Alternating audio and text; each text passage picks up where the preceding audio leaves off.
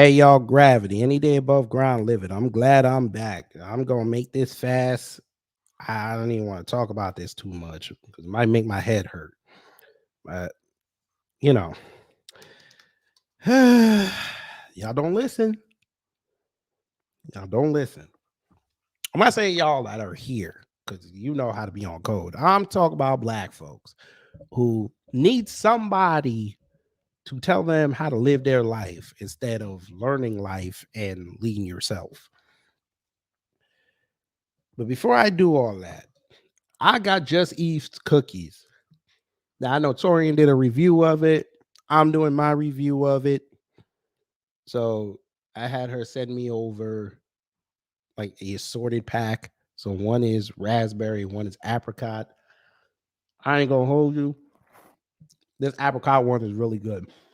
And it's vegan too. So you non-meat eaters, y'all could like it. Go hit her up on Twitter. These are really good. And he's giving me sugar. Because we got to talk about this, family. How y'all let a white woman who's not married and a white supremacist goad y'all into giving her subscribers and tell y'all lies.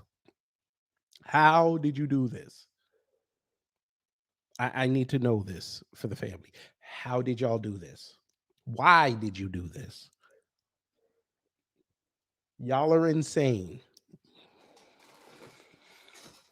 Kevin Samuels dies in 1 year, and y'all act like lost puppies.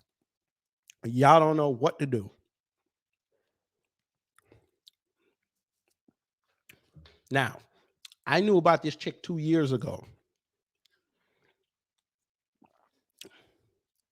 And I knew she was going to be a problem.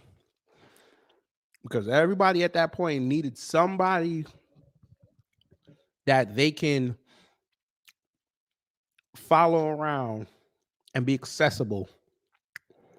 Hello, Blueberry Muffin. They needed to follow around somebody who's accessible, who tell them what they want to hear. Because, you know, unless you were part of Kevin's clique, you had to pay for his advice. So she sat under the learning tree along with some black folks, you know, a little pretty white girl.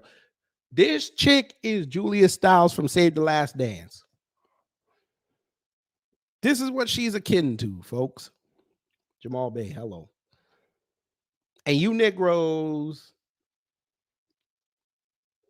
fell for the trick bag again. Now, when I did that debate with Passport Bro, he had the nerve to mention her.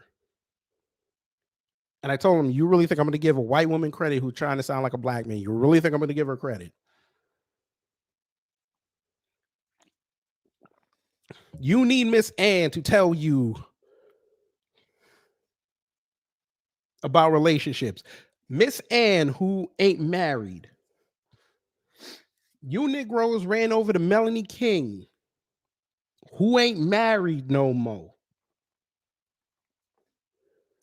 You Negroes ran to Mediocre Tutorial Reviews, and I used to follow him until he mentioned Thomas Sowell's name and some other questionable things he did. But mostly what put me off on this man was his interview with Shahrazad Ali. She was giving this man game, and he was acting starry-eyed. He did not conduct a good interview. It turned me off on his platform. O'Shea over there yesterday copping please on his channel. And yes, I'm a small YouTuber. I don't care at this point. He over there copping please, talking about, oh, Jason Black, you need to show your face and then I'll talk to you. Negro, your channel was bullshit until you started doing gossip. Let's just call it what it is.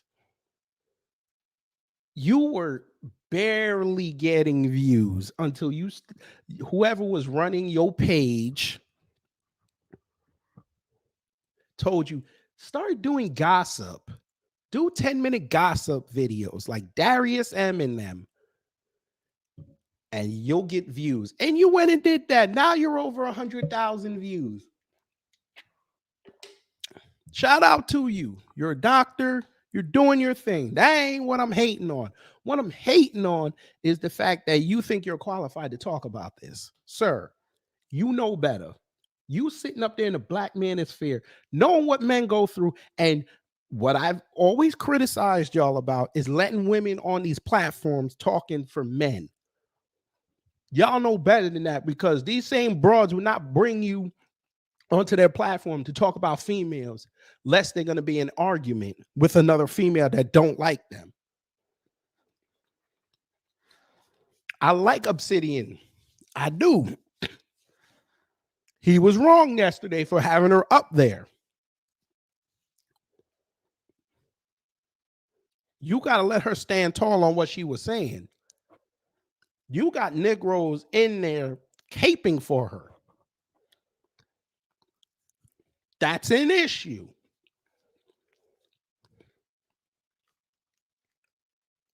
And then make it even funnier. Guess who was in the comment thread, y'all? I said to Jason Black yesterday.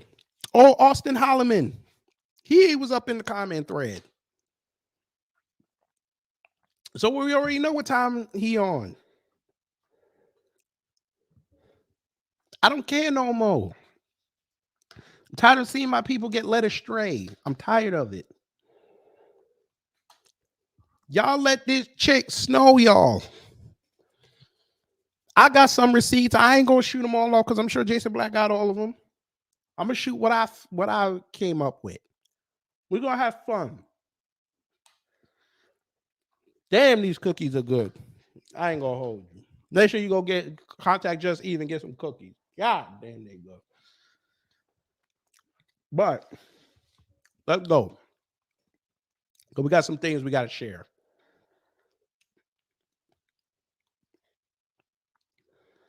All right, y'all. We're going to begin here. I'm going to begin with this Melanie King fool. And I don't care who get offended. You a fan of her? Tell her I said it. Black women, I love y'all to death. Y'all know this. We have a very contentious relationship. We used to have one. Now, I love y'all to death. Always have. I'm just critical of y'all. I'm going to need y'all to stop taking advice from women that ain't got no man. That's like y'all living in the Martin Show universe. You taking advice from Pam instead of Gina. I'm gonna need y'all to stop taking advice from women that ain't got no man.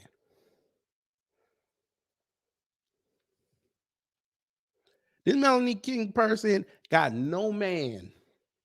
She's an ex-wife, but she got the nerve to talk about how to get a husband. What? What kind of example are you setting?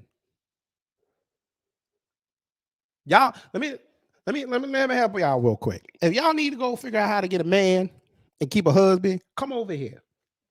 I'll do it for you. And I ain't no dating coach, but I'm gonna give you the do-re-mi.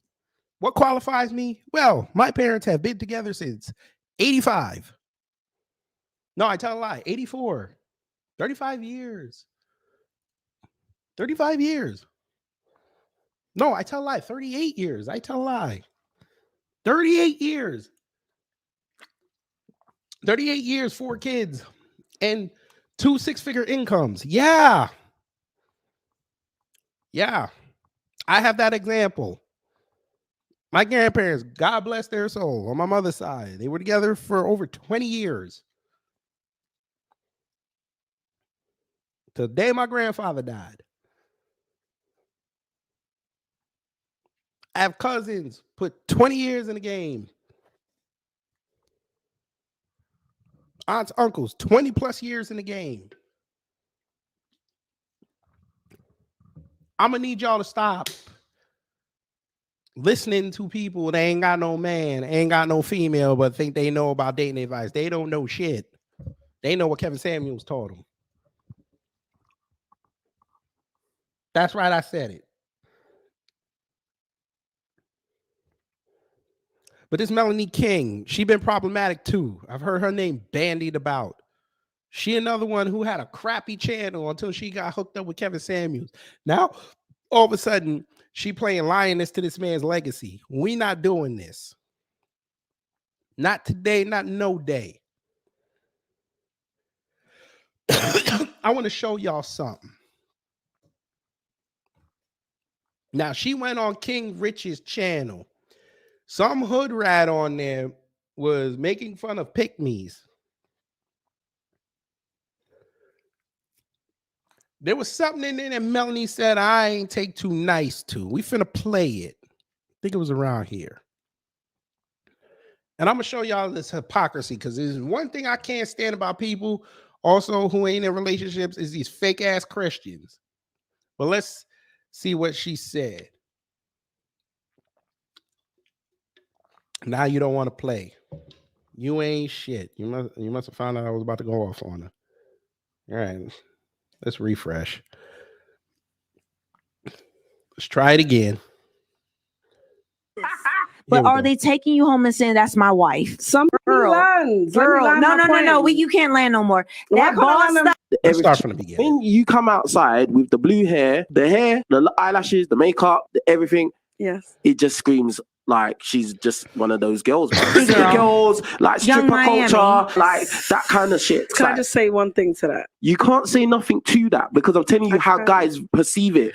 So that's how we perceive it. Okay. Do you get what I'm saying? What are you going to say that's going to negate what I'm saying? I'm an artist, okay? So when I'm on stage, my lyrics, everything that I do, I represent Christ, I represent myself, and I represent beauty, and I represent black women that are bosses. No. What?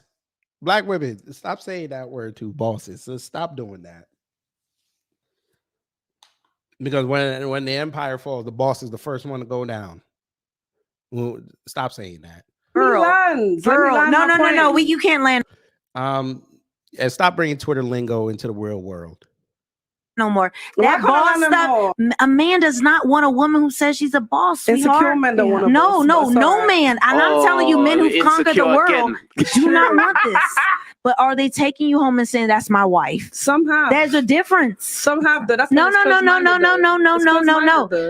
No. You got a rebuttal to everything, but you're not digesting. You're hearing, but not listening. You know why it's important for you to listen? To you? No, not to me. Okay. To wisdom. So you talked about being a Christian, but it says the older women need to teach the younger women, and younger women need to listen, be submissive. But you know how many young women are not submissive to what men say? But you say you're a Christian woman. Okay. You can't be a Christian woman and buck against what men are saying. That is anti-biblical, is anti-God, is anti-Christ, and it makes you the great whore of Babylon. That's what the Bible talks about. I was raised in Christian school, Christian college, and I was in the church 4 days a week, all day on Sunday. That doesn't mean anything. No, it means something when I'm telling you scripture and you're bucking against it, and it's against the word of God. So ma'am, you did all that Christian learning and all that Christian moving, but you went against one of God's decrees. He said you should not get a divorce.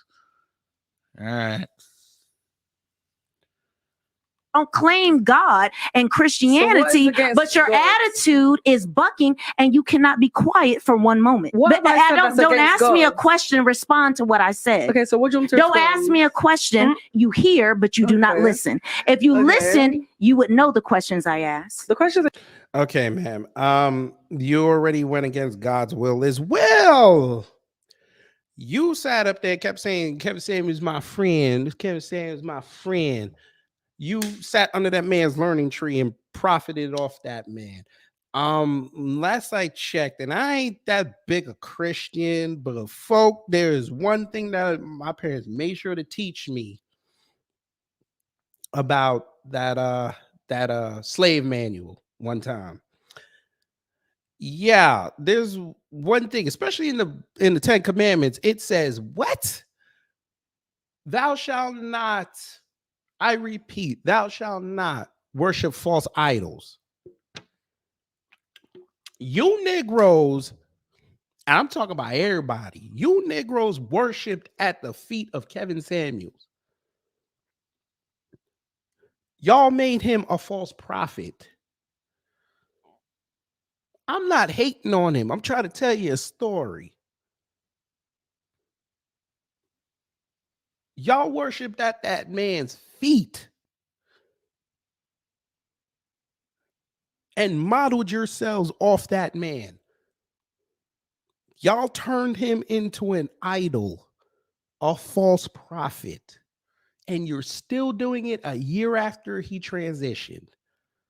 Instead of doing and honoring his legacy by creating a platform that you take some, not all, some of his talking points and model it after what you stand for.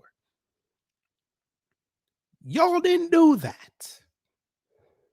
Y'all basically cloned yourselves to become the next Kevin Samuels. Whether you're mediocre tutorials and reviews, whether you're O'Shea Duke Jackson, whether you're Melanie King, whether you be that black chick that sits next to Pearly. Hell, even Pearly herself, the bitch paid $5,000 to mentor to have that man be her mentor. 5 G's, allegedly.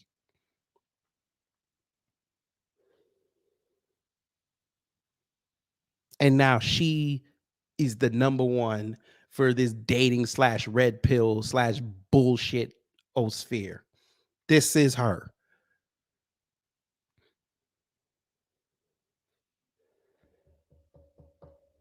Y'all are insane.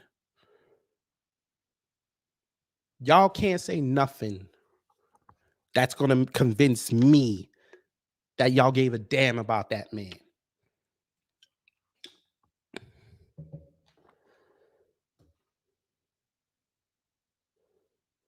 Melanie King, but we're going to continue with you, man. Because you do all that. You said all that. Yes, you did. You're allowed to. It's a free country. Can you explain this to me, Tabernacle? Now, this is from her show, so don't come back and say that's not what she said, because she literally said it. Wait till you hear what she said when somebody challenged her on things that she said. Come at you with a little bit of smoke. And I'm going to ask you a question. Why you said that Kevin is your friend, right? And you name drop him a lot, right? I see. I notice you do. You name drop him. How come you didn't attend his funeral?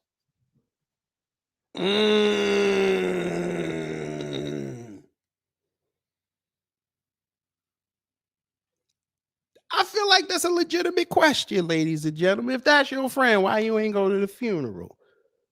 I think that's legitimate. Now, I know Kevin Samuels didn't have a public funeral. I know this.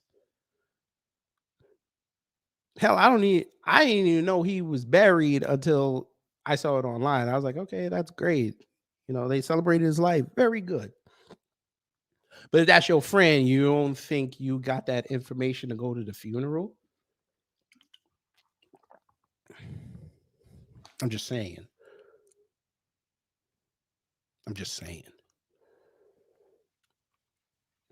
This went in a direction I was not expecting it to go. Why are you worried about what a grown woman's doing, visit her friend's funeral? You don't know what I've been through emotionally. You don't know what I've been doing with the family. Ho. Ask me another question about my friend. Ho. Ask me another question about my friend. He ain't had no beef. What was he talking about? Why I didn't go to my friend's funeral? Fuck you, ho. You ain't go there. You start talking about Kevin. That's when I get my feelings. You need to wonder why I'm gonna put you in a body bag.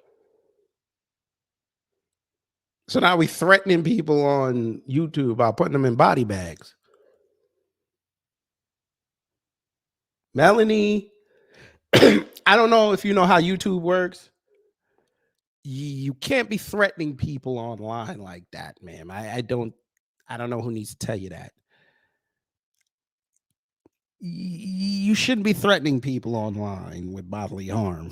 You know, that goes against their policy on harassment and bullying. I'm just saying. You might want to be careful with that.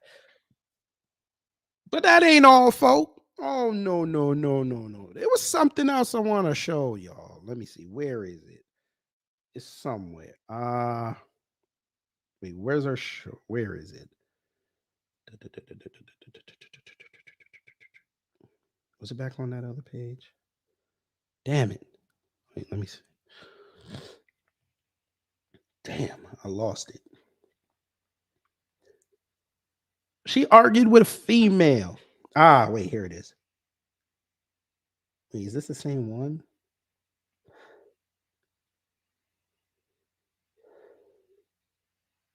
Let me see. This might be the same. I'm gonna come at you with a little bit of smoke. Yeah, that's the same one. Here we go. No one can get in contact with him, and he's not answering. I'm gonna call his other phone. Hold on, guys. Oh yes, I was trying to reach the emergency room, or I'm trying to find out. A friend of mine was rushed to the hospital. I'm trying to find out what room he's in. Why would you do this on live, ma'am? If this was your friend, why would you call the hospital on live?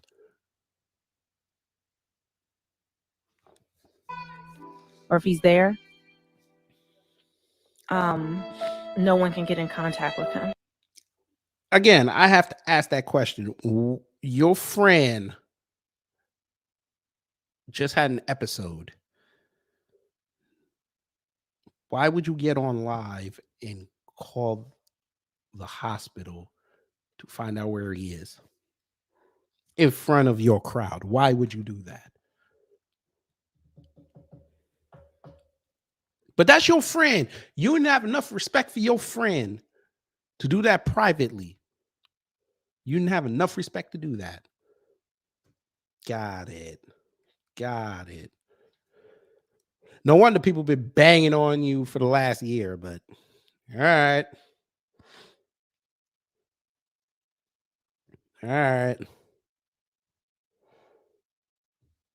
You got it. So that's you, Melanie. But we're not done, folks. Oh yeah, we got to talk about mediocre tutorials and reviews. Oh yes. Oh yes. We have a compilation video. Because apparently, from what I'm hearing, they fell out. MTR fell out with Miss Ann. That's what I'm hearing. But, sir, your credibility is shot as well. Because you should have known better. Y'all's Kevin taught y'all also, because y'all, of course, y'all just worried about the relationship bullshit. Y'all forgot all the things he said about business.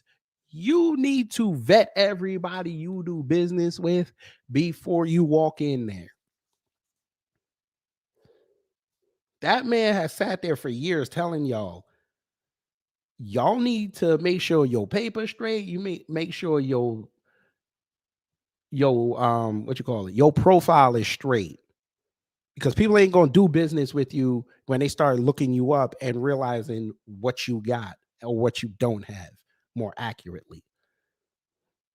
Your name is mud right now, sir. And I don't even want to do you like that, but your name is mud right now. Ain't nobody finna take you serious for a little bit. Because you hitched your wagon to Pearly Things multiple times, knowing how anti-black she was, number one, but you claim to be pro-black. Oh, you said this. You heard what she said about reparations. You heard what she said to Nick Fuentes, and you still associate yourself with her. They're not gonna give her smoke. They're gonna give you smoke. Well, let's hear what you said. Now, you don't want to play? Straight to the point. Here we go. Pearl, you f***ed up. You knowingly invited a white supremacist and a self-proclaimed racist onto a platform which is primarily supported by, at least initially, and produced by Black people. Sir, I have a question for you. I have a little bit of a question. Now, you did this video recently. Sir, y'all want to talk about white supremacy all of a sudden? Interesting. Sir, she went on Jesse Lee Peterson's show 4 months ago. 4 months, 118,000 views.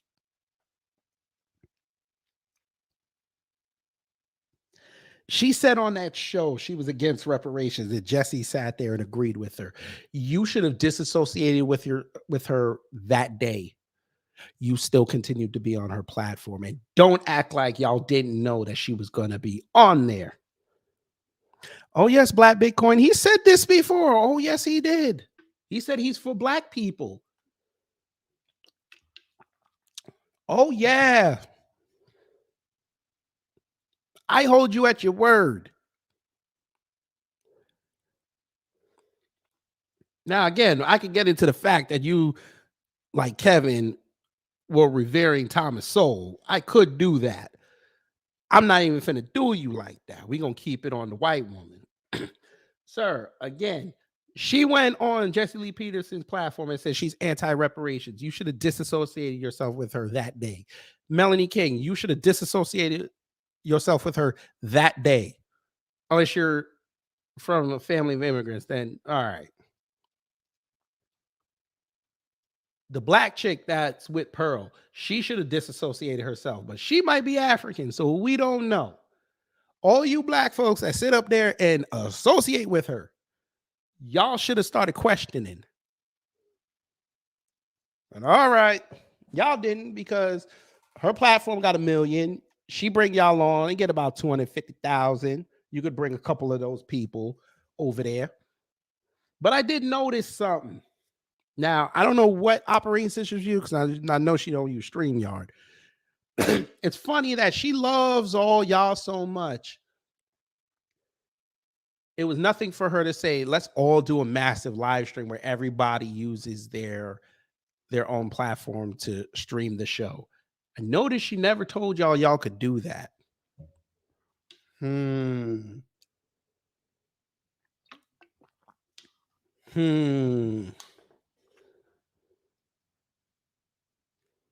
That's easily doable in OBS. Very easy. She sits up there, get about 10 to 15,000 in the room.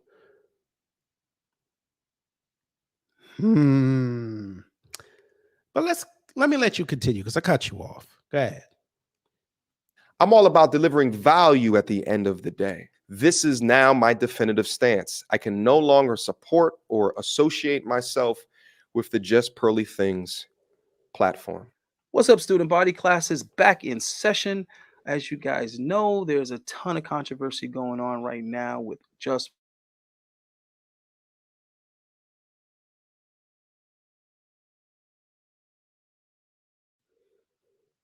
with Pearl on Obsidian's channel.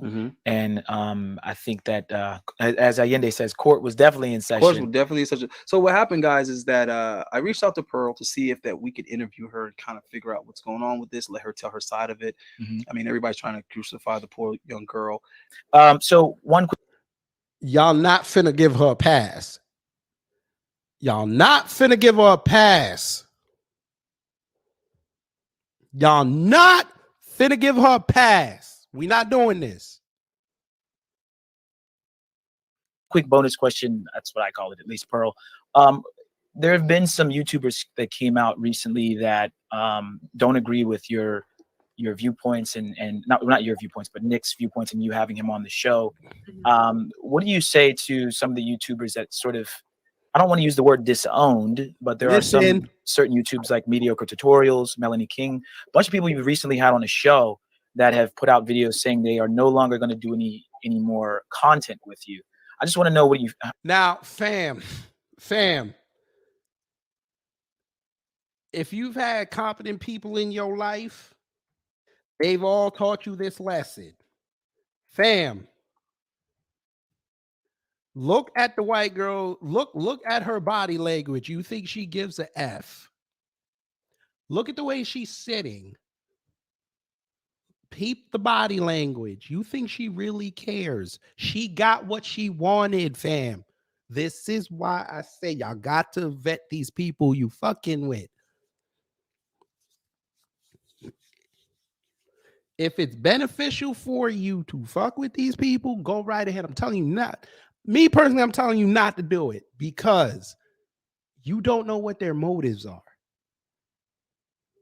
You're supposed to sit back and at least spend a few months just listening to them before you commit to them. They didn't do that. They saw Kevin Samuel's disciple. They thought they were all in the same club. And look what happened. She became the broad that did no work in the group, but got an A on the science project. How do you feel about that? Have you responded to that? And have they reached out to you? I mean, I was sad, you know, I'm not going to hide it, you know. How many N-words did you call them? Let's just tell the truth, man. How many N-words did you call them? It's especially sad because the dating show we filmed was so good. You guys don't even know what you missed. It was so funny. You and mediocre tutorials? That's what you're no! Oh my gosh, no! Well, both of them. But Melanie King's episode was so funny. Oh my gosh, it was so funny. But you know, I mean, it was sad, but I understood. There was no ill will. I understand why they did what they did. So it wasn't. There's no malicious. I think a lot of their criticisms were fair. So wait, you're gonna have to elaborate on that. We'll have to do that. We'll have to do that another time because elaborate. Just Pearly Things time is limited. Nigga, Obsidian, no, brother, no. She got to stand on that. No, this is what I mean. This is what I mean. Y'all will not hold this white woman to account. No. No. If this was a black woman, this nigga Obsidian would have sat there and let her get roasted. Like he did Sansa. Thank God she's still a ghost.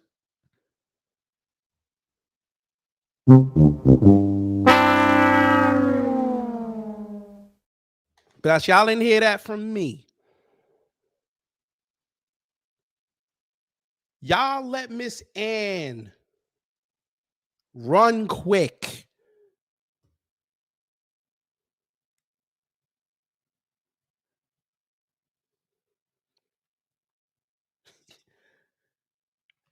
Fam, y'all gotta understand. I'm partly upset because our people keep doing this. And I don't mean, B1 society. I don't mean that. I mean black folks, melanin people.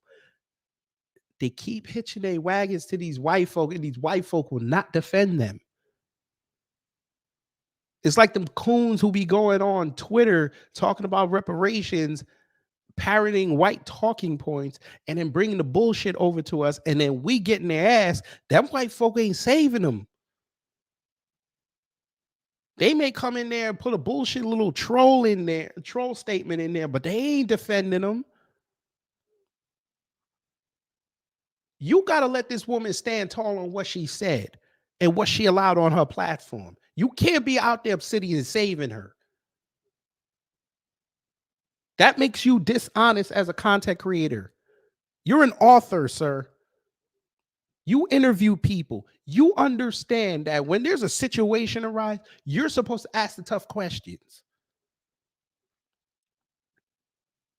I don't give a damn if that person is white, black, green, or purple. You ask the tough questions. That's bullshit what you just did. And you did that through your entire live stream. When people were pressing her, you were like, oh, we got to keep the show moving. But when somebody came on there to kiss her ass or tell her, y'all might be being a little hard on her, you let the motherfucker go off.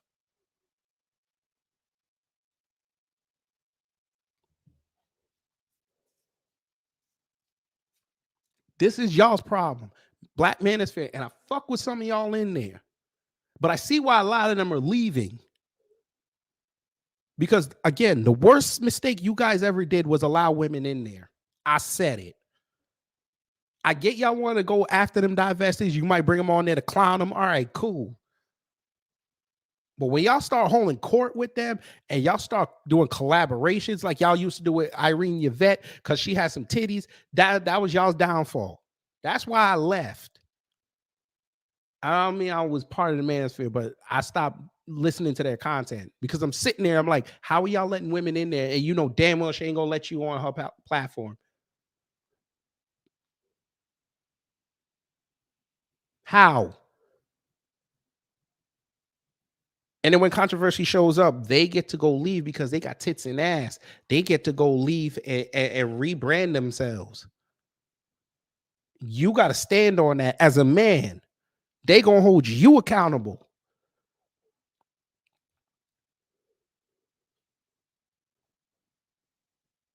And you caping. There was no ill will. I understand like why they did what they did, so it wasn't. There's no malicious. I think a lot of their criticisms were fair. So wait, you're gonna have to elaborate on that. We'll have to do that. We'll have to do that another time because elaborate. Just Pearly Things time is limited. You want to continue? Obsidian. She was there to explain what was going on. You should have let her get off. Can you just Pearly Things? Oh, I just was curious what he was going to ask. All right, go ahead. I'll allow it. Go ahead. Yeah, I just. Oh, you'll allow it, boy. I just wanted to know, what do you think that reason was? Because I think that people make mistakes. Fellow YouTubers, content creators, we make mistakes. I don't think it's a reason to stop working with someone or distance yourself to that degree. So why do you think their reason is? I think it was because I didn't address it at the time. So, yeah. Ma'am, you were never going to address it because you agree with what the asshole said. Jason Black played the clip. You addressed it perfectly that day. You were in total agreement.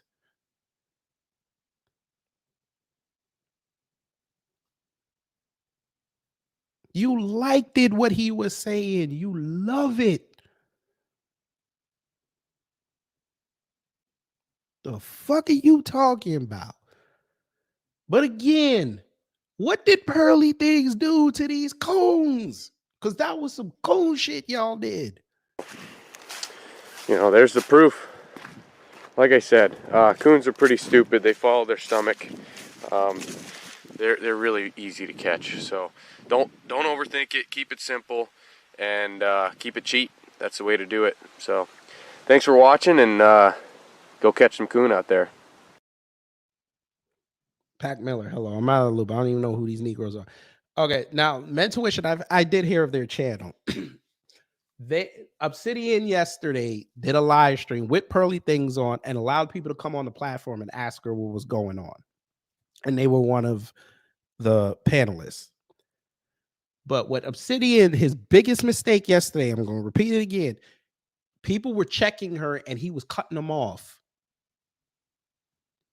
That I didn't understand. You got to go. If she did something or said something, she has to stand on that.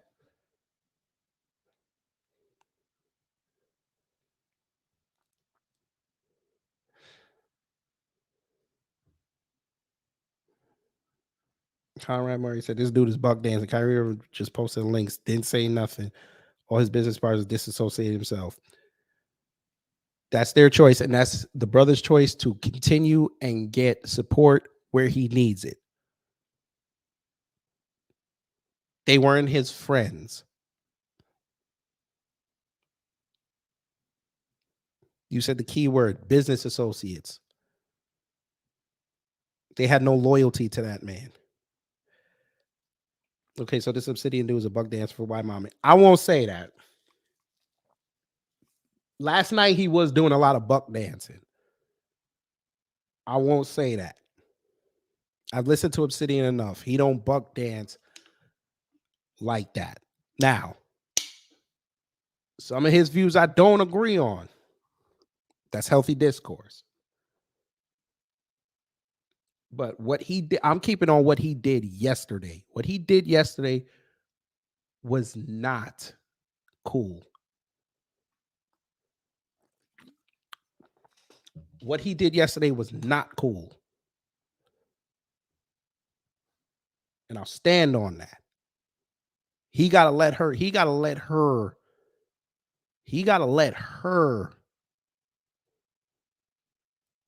fend for herself.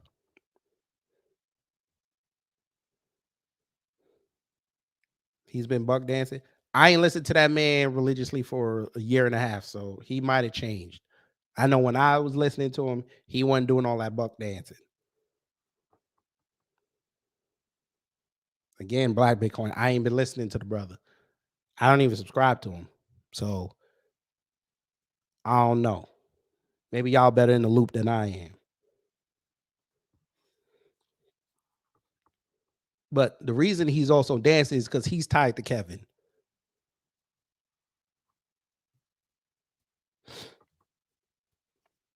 All right, so you seen it? All right, say less. Now we get to treat, if that's true, then I'm gonna have to treat it a different way then. Okay. So I'm gonna default to you, Black Bitcoin. So he's been buck dancing for 2 straight days. Okay. Obsidian, unfortunately, brother, based on what I just learned, Black Manosphere is officially dead. Shout out to LAR movement. I know he's part of the Black Manosphere, but I fuck with him. The Black Manosphere is dead. Fuck a Titanic, fuck the iceberg. That shit is dead. Because if the godfather of the Black Manosphere, like he likes to call himself, if he's sitting there caping for a white woman, that's not good, sir. You've just invalidated your years of hard work, especially knowing that she's a white supremacist based off her words and actions. The Black Manosphere is officially dead. You might as well sell it for peanuts and give it to Pearl. Let her rebrand it.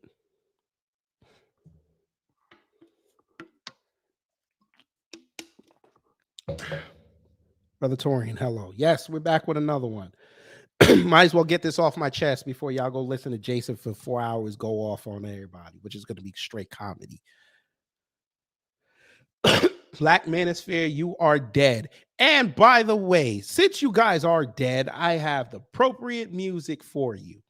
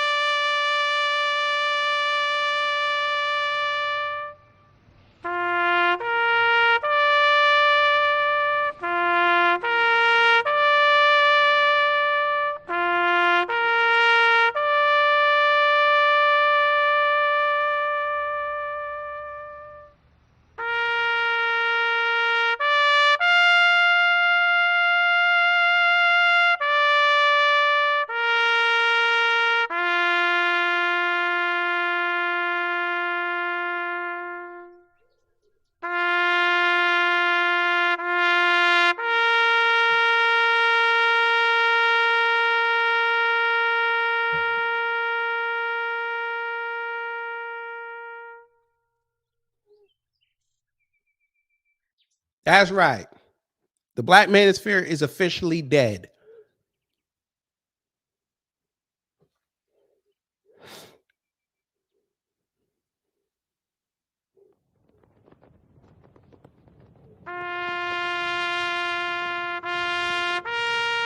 I would run it back, but I ain't finna do y'all like that. She is under 30, 42 tribes. Hello. Yes, she is under 30. She is under 30. We will prove this.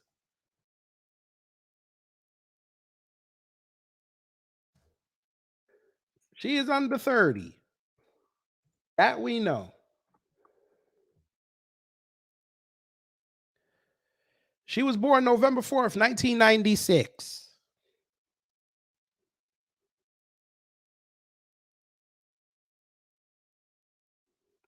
Don't believe me? Well,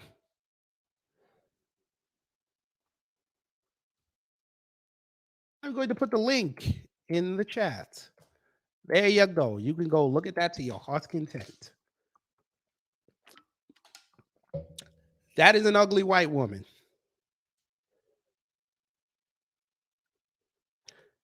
Before you tries to with her mama on the pipe.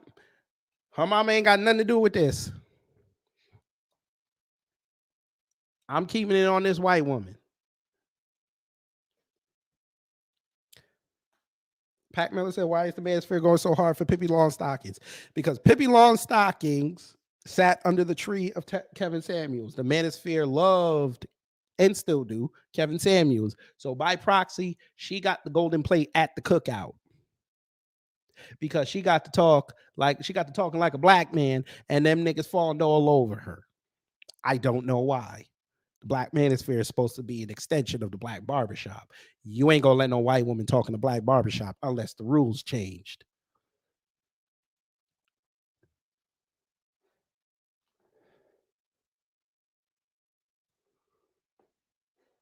But let's finish off this. I think that was why, but I don't know. I try not to. So those videos will never get posted. You're just gonna keep them in the tuck. Then none of this will never come out. Basically, is what you're saying.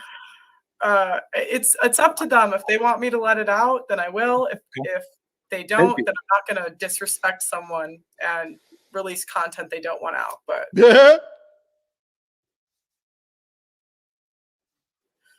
guys, it was so funny. Oh my gosh, it was so funny, that video. Thank you, Pearl. Thanks, Pearl. Appreciate it. Thank you for watching Mintuition. All right. Well, there you go. There you go. They have a live stream tonight. I may just pop in between listening to Jason Black because I need to ask them a question. I didn't like something that they said in that exchange with Pearl, but we'll see. I'm sure she did. Oh, yes, Black Bitcoin. Yes.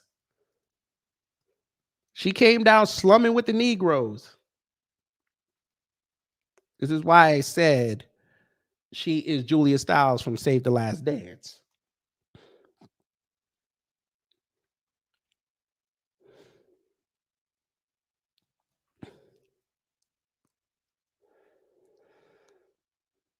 Now, Torian, you know better than that. We're not going to disrespect Stranger Things like that. We're not going to do that. That's not cool. You know that's not cool. We're not going to say she looked like the ass end of a Titan from Attack on Titan. We're not going to do that. We're not going to say that she looked like Janemba from the Dragon Ball Z movie. We're not going to do that. We're not going to say she looked like Baba the Witch. We're not going to do that. We are nice over here in New Black Media. We exude ourselves with class.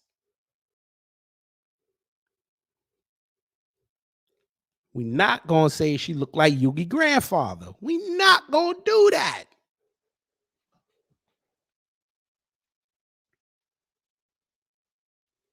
We're not going to say she looked like Sagi the Dark Clown. We're not going to do that.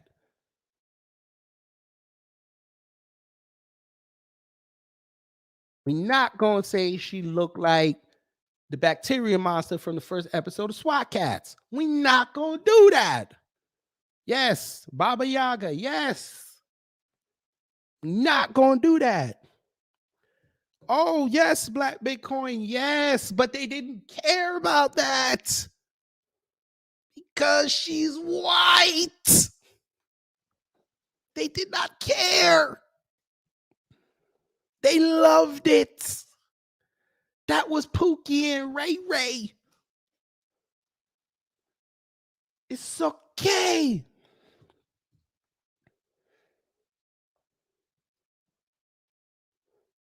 We not gonna say she looked like when Dr. Blight flipped her hair. We not gonna say what she looked like the left eye side. We not gonna do that. We not gonna do that.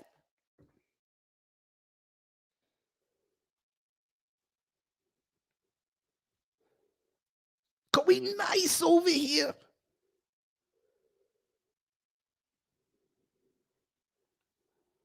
We so nice.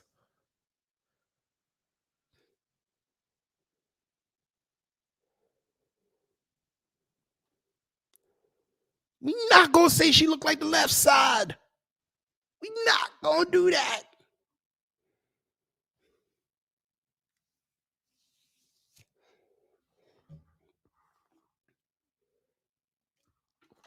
We not gonna do that. We not gonna say she looked like Sheamus from the WWE. We not gonna do that.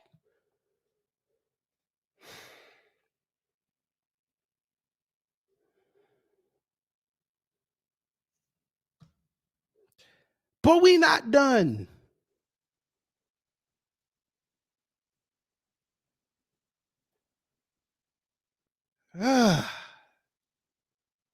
We're not done.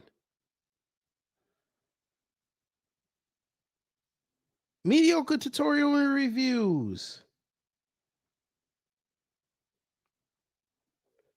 Sir, this picture is your entire platform summed up. When people ask, should I listen to mediocre tutorials and reviews? I'm going to point them to this picture. You sat there for months.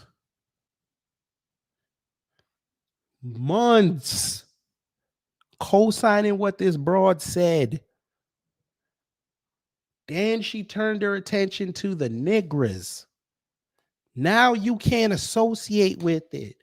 Sir, this ain't the only time she said something. This is the time she got caught.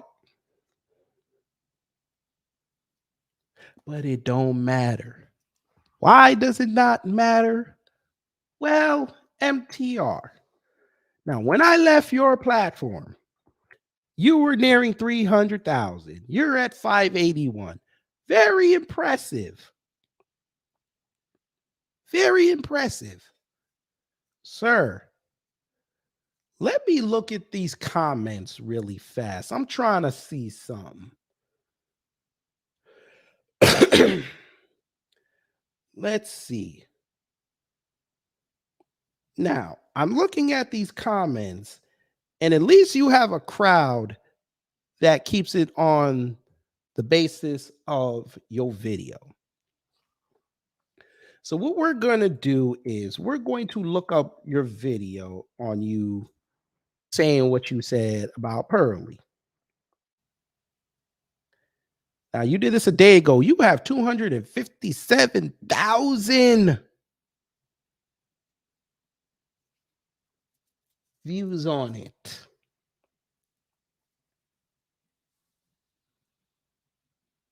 Yes, you do. You did a live stream 3 days before that. 91,000 views. What changed in 2 days, sir?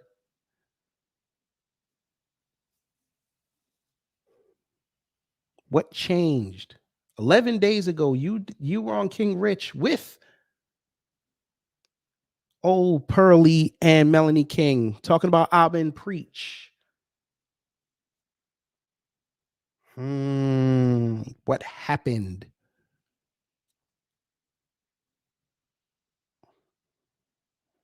I'd like to know. But let's see. We're going to play your video. Fair use, by the way. Fair use. We're going to play your video. Because I'm trying to see something. I wish you luck, and I don't. Wow. I really don't. I don't wish luck to racists. Oh, I'm not racist. Yes, you are. The hell you ain't. Yeah, I am a little bit racist. And the Italians, we do not claim you. Oh, hey, the Italians don't claim you. You're the one dating a black guy. And she didn't say a word. She didn't say a word. She didn't even stop him. I'm not going to beat around the bush for this conversation, and I'm going to get straight to the point. Pearl, you f***ed up. You knowingly invited a white supremacist and a self-proclaimed racist onto a platform which is primarily supported by, at least initially, and produced by Black people. This comes across as insensitive to downright nasty. And I want to be clear, it's not just inviting said person to the conversation that's upsetting, because conversations with people who don't agree with each other or don't agree with a particular position, if done in a healthy way, can promote civil discourse. But your up was to not only not defend the people who help create the content on your platform, but to also push a narrative that is insensitive and damaging to those very same people. Pearl, you know that your staff is mostly Black people. And I'm talking about from a production perspective as well as a talent perspective. You also know that the majority of your content utilizes Black people talking about Black relationship issues. And y'all went on her platform and allowed it. Y'all allowed her to talk like that. Y'all was sitting there caca and kikiing the whole fucking time. Now that she went and associated herself on film with white supremacists, now y'all want to act outraged. When she was sitting there talking about Black relationships just because she dated some Black people, y'all didn't check her on that. Because we know damn well if y'all started talking about white relationships, she would stop y'all cold. But it was all good when the bag was open. How about that? Issues. You could have had Black people sitting in the same room with this person in order to combat some of the hellacious things that were coming out of his mouth, or to have a different perspective that would have lent itself well to demonstrate the respect for the people that watch your content and that you employ. Why should she? It's her platform. She can do whatever she wants. Y'all must have forgot the rule. When you go on somebody else's platform, you're representing your platform as well. And you're supposed to purport your platform as something that somebody would love to go over and consume the product. This is why I said earlier, your platform is going to be in the mud very soon as more things come out, because people love doing research and they're going to keep seeing you associate with her. And you're like, well, you knew she was a racist. Then here's how far back it was. You still associated with her. That means you're in conjunction with what she said. You're going to have to hold that. I don't think that your platform would be as big as what it is today if it wasn't for the essential utilization of Black people, Black relationship topics, and Black talent. And the boy, there's one thing y'all gotta love, family. You love it when a Black person becomes self-aware after being down in the coon hole so long. Boy, no, you did not just say what you just said, what we heard you just say. Sir, she used y'all. She used y'all. And y'all didn't regulate her. Y'all saw her on a meteoric rise. y'all hitched your wagon to her. And now she unhitched. Y'all unhitched yourselves to her wagon, but guess what? You're going to be the one having to deal with it. She's white.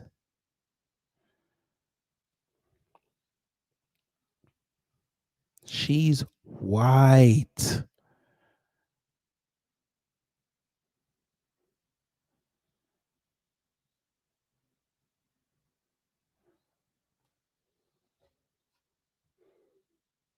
This is the look, brother, you should have had when you first heard her on Jesse Lee Peterson saying what she said about black people. You waited 4 whole months to come to a decision because the bag was there.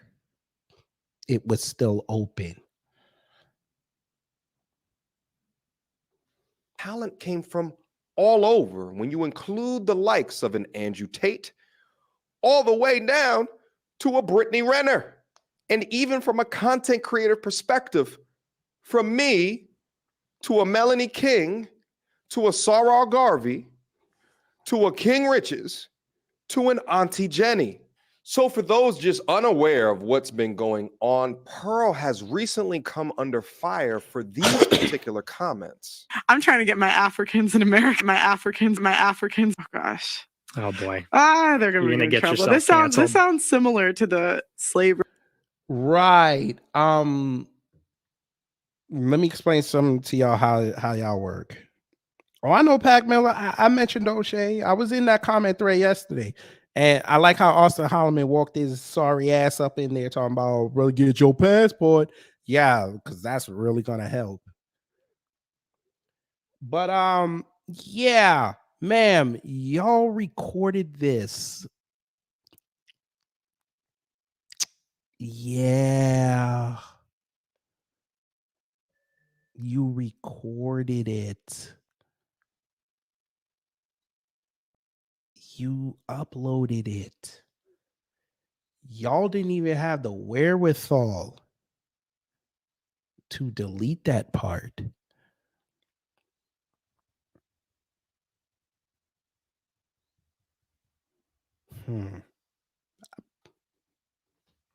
Stuff too, because that's literally the founder of, or the guy who made Root said, I wanted a myth for my people to live by.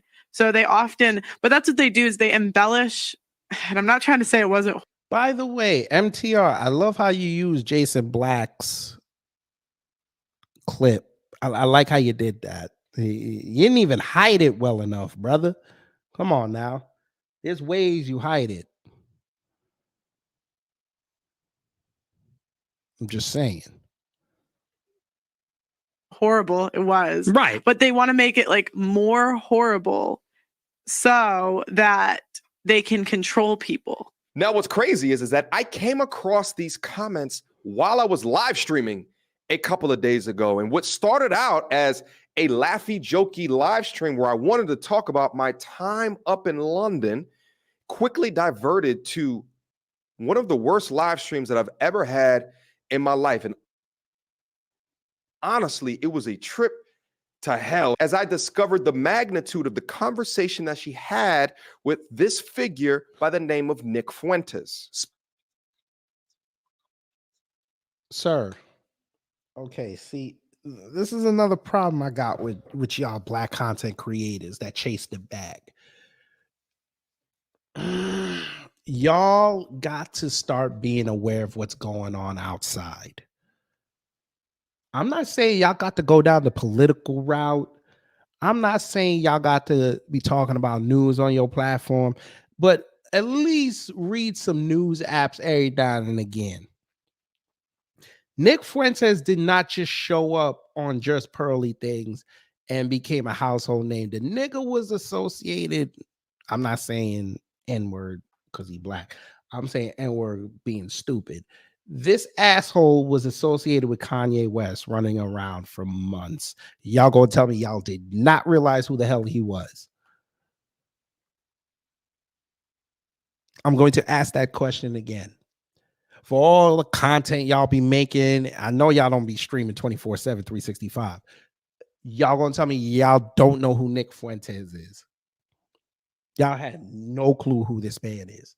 Kanye West was in the news for damn near the entire year last year. Nick Fuentes and him literally went viral for going on another YouTuber's platform and walking the fuck out after 27 minutes. You don't know who the hell this man is. Now y'all want to act outraged.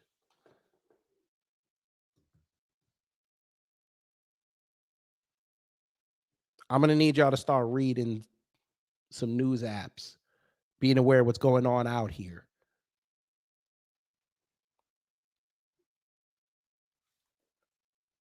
Slavery being embellished. I said this on the stream and I maintain it today that Pearl needs to be held responsible. Pac Miller, obviously not, because this fool literally just said, in a way, Nick Fuentes' name in a way like he don't know who he is.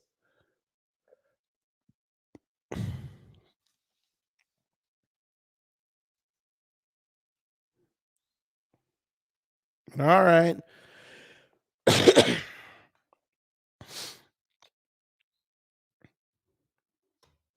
For this comment, likening a quote from the writer of Roots explaining a myth for his people to hold on to Roots does was fake. not negate the documented history of the atrocities that happened to Black people. And I'd argue that Roots was a light depiction of the savagery that my forefathers had to go through to ensure that I would be here today. But let me explain a little bit further how thoroughly that this actually is, because for me, it comes down to a question of ethics.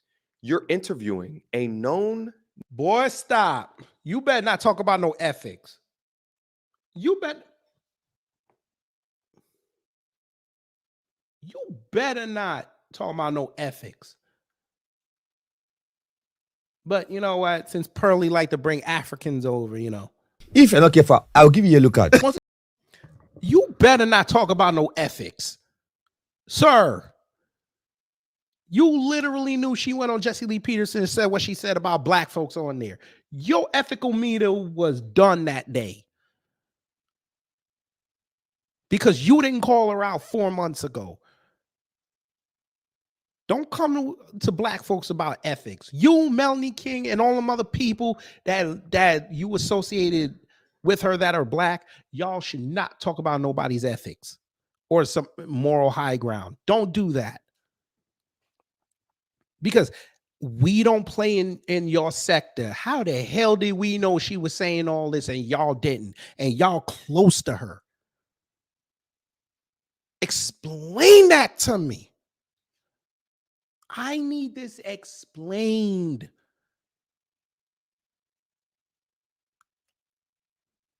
How did I know she was a white supremacist 2 years ago when her name was Mud?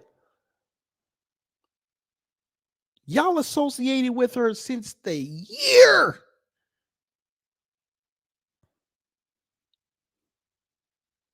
Y'all been associated with this woman and y'all did not pick up these signs. How?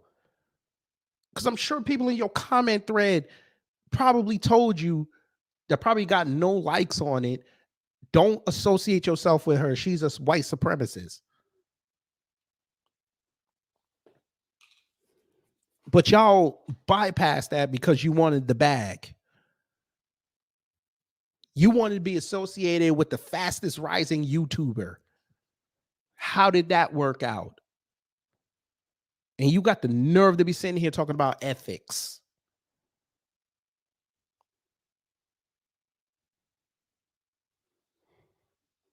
Nazi sympathizer and an anti-Black creator and not offering any pushbacks whatsoever. And why in the hell should she? She's not, I don't believe she's Jewish. I don't believe that.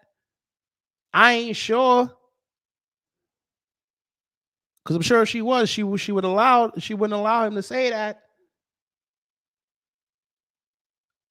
But again, goes back to the ethical argument I just said. Why would she defend black people, sir?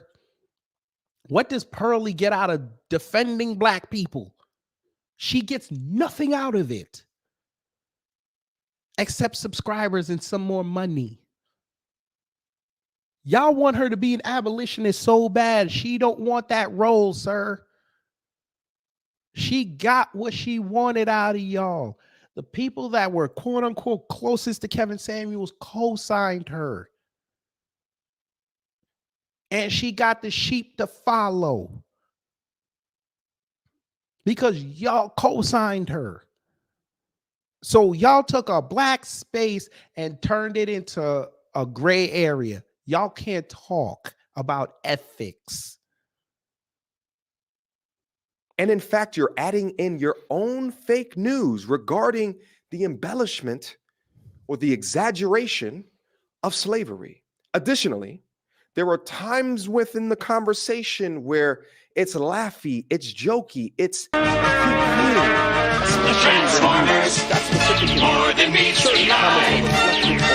CP time. And let me also say this is that generally CP time is something that's laughed amongst people of melanation, but it's not taken as a joke when you're doing it with a person who is a self-proclaimed racist. Now that I've had the opportunity to digest all of the information, now that I'm not on live stream with thousands of people looking at me, and in the back of my mind, thinking towards the tens of thousands that are waiting for the perfect reaction from me, hello. I begin to question why you didn't sympathize with the plight of African Americans or black. Why should she? She's white. Why should she sympathize with what we're going through on a daily? She don't got them problems, sir. Y'all Negroes really need to cut this shit out. White people are under no obligation to feel what we're going through, just like we're under no obligation to give a fuck about what they go through every day. Knock this shit off. Ain't no black-white coalition.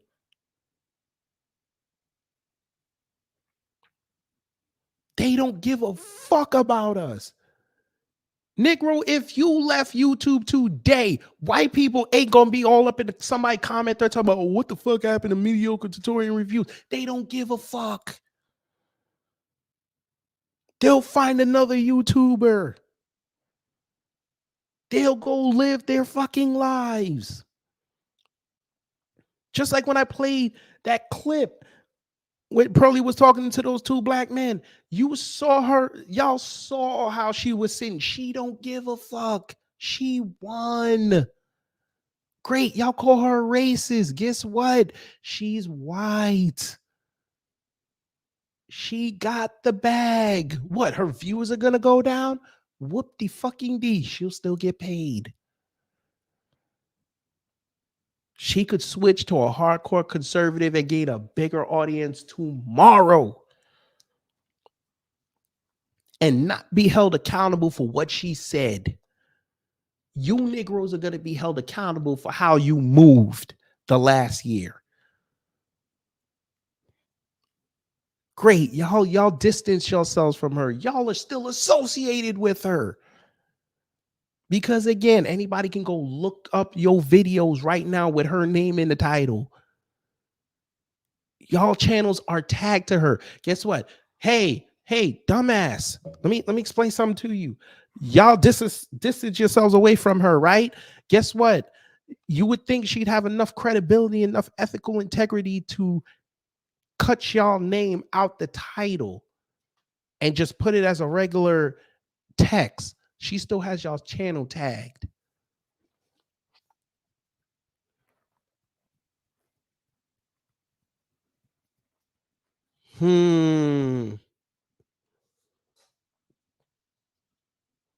People in general, and not once in the interview did you have at least one pro-black stance or some form of ethical defense or cultural sensitivity for the people who carry your production machine forward or the people. Boy, I can't wait till she come out and say that she did all that work by herself. I can't wait. There you have it. Next morning, and I got a pretty nice sized coon in this trap. This is the trap that I set right on the smack dab in the middle of the trail. Boys, man. That you know that watch your channel. That's questionable at the very least. And it shows to me a degree of misguided that you are regarding our culture, and that you have some introspection to do, and you have to find a newfound respect for understanding more about the people that work for you, or who a component of the content is made for. The embellishment of slavery is where you display the true level God, y'all don't get it. of your insensitivity and lack of understanding about the culture that you have immersed yourself in, whether you like it or not. Pearl, at the end of the day, you f***ed up. I completely, as I said on that stream, denounce your statements. And I believe that you need to be held completely accountable for your words and your actions. And you need to be held accountable for associating with her, sir. You need to put out a prepared statement apologizing for associating with her. No, you don't get to get out of this. Now you want to hold her accountable. No, Negro. No, you've got to sit there. You got to sit there and say that. You got to sit up there and explain yourself.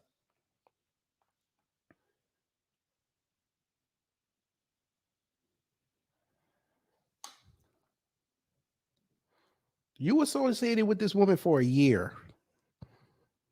Where I come from, that means you were in line with everything she said. Because again, we saw y'all Kaka and Kiki and when she was saying what she was saying. I ain't talking about the racist stuff. I'm talking about everything. If you're gonna look ha ha and Kiki with that stuff, that means when she says something out of line, you didn't immediately check her. That means you agree with what she said.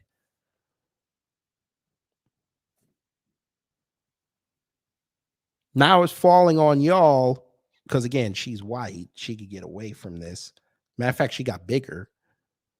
Y'all platforms are about to take a hit, especially after tonight when Jason's done with y'all. The black manosphere is dead. I want you to do it for the sake of my history, for the sake of my community, for the sake of my audience, and the people who have followed me and will continue to follow me, Pearl. The people that found you through my channel because of these actions. And Pearl, we had a one-on-one conversation before I recorded this video. And I told you I can no longer work with you. We had a dating show that was in the pipeline, and I was super excited about releasing this content on your platform and then cutting it up and putting it up on my platform and reacting to it. We did great content up there. But along with these statements that have come up, I no longer feel comfortable in having that dating show footage released along with the other content that was recorded up there onto your platform. I plan in the future not to release more content up onto the channel regarding my time in London. And to be honest, frankly, it really sucks because I had a lot that I wanted to be able to speak about. And again, to my community, to my audience, to the people who have followed me and will continue to follow me into the future, I have to take personal accountability for my working relationship with Pearl. And trust me when I say I take full ownership and full accountability.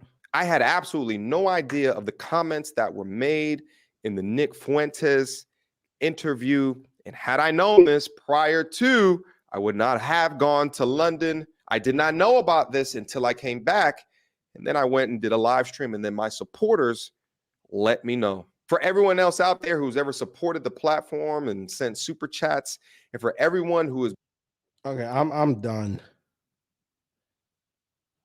I'm done, bruh. You're not coming back from this. That's fine. Like I said before, you should come out with a statement saying that you denounce what she said. Okay. That's great. You did that. Dude, you're done. Your platform is going to take a hit.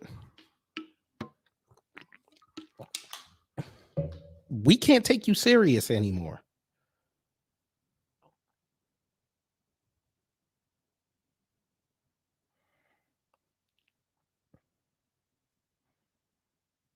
Obsidian, your platform is in the mud right now, especially with that buck dancing you did yesterday. Your shit is in the mud. O'Shea, bruh, man, you better go back to doing gossip. Blacklight Revelations, hello. Boy, you better go back to doing gossip. Because your ethical meter is way off. Because you were sitting in your comment thread yesterday at a time you're supposed to be humble. You sitting there caping for that white woman. Get mad that people are calling you out. No. DSA one, hello. When I noticed she would sound like them dudes, and then Jason put the light on, I was like, shit. I knew about this 2 years ago.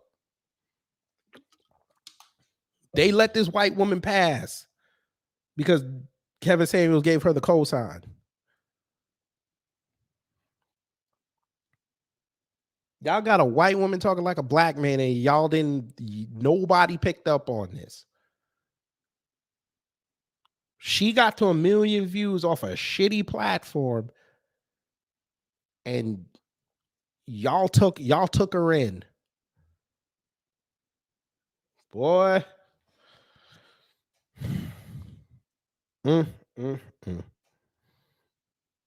right, y'all. You know we got to do it, right? I'm sorry.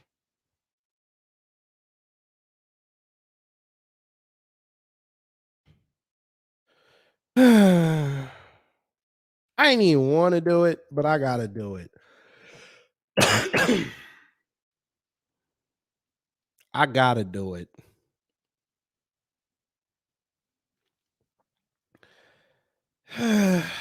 Because they'll never learn. The more things change, the more they stay the same. Deceived me, or am I looking at the goddess Isis herself? Can you do me a favor, my brown skin angel?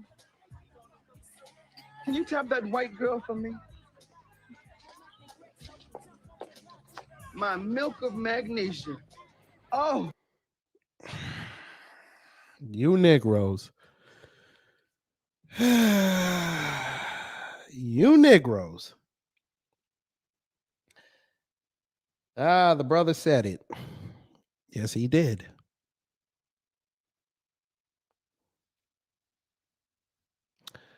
The world is correct. The world is correct. Oh, after the devil made you, he broke the mold. Well, maybe you and I could make a little jungle fever. You Negroes. Now I realize that every now. You Negroes, man. Once again, ladies and gentlemen, this is why you stay on code. You stay on code. Young Nine, hello. That was Don't Be a Menace to South Central While Drinking Your Juice in the Hood. Great hood classic. Great hood classic.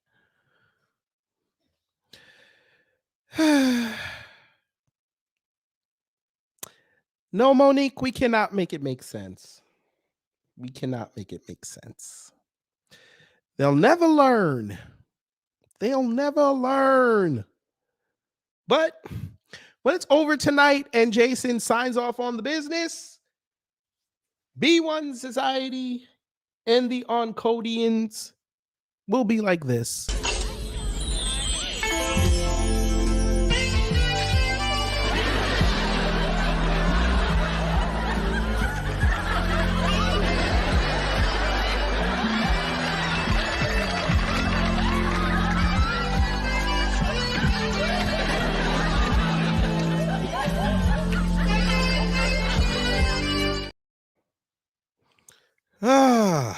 Because you Negroes don't listen. You validated us once again. Oh my God, they don't listen. But you know what time it is, family. It be time for Twitter things.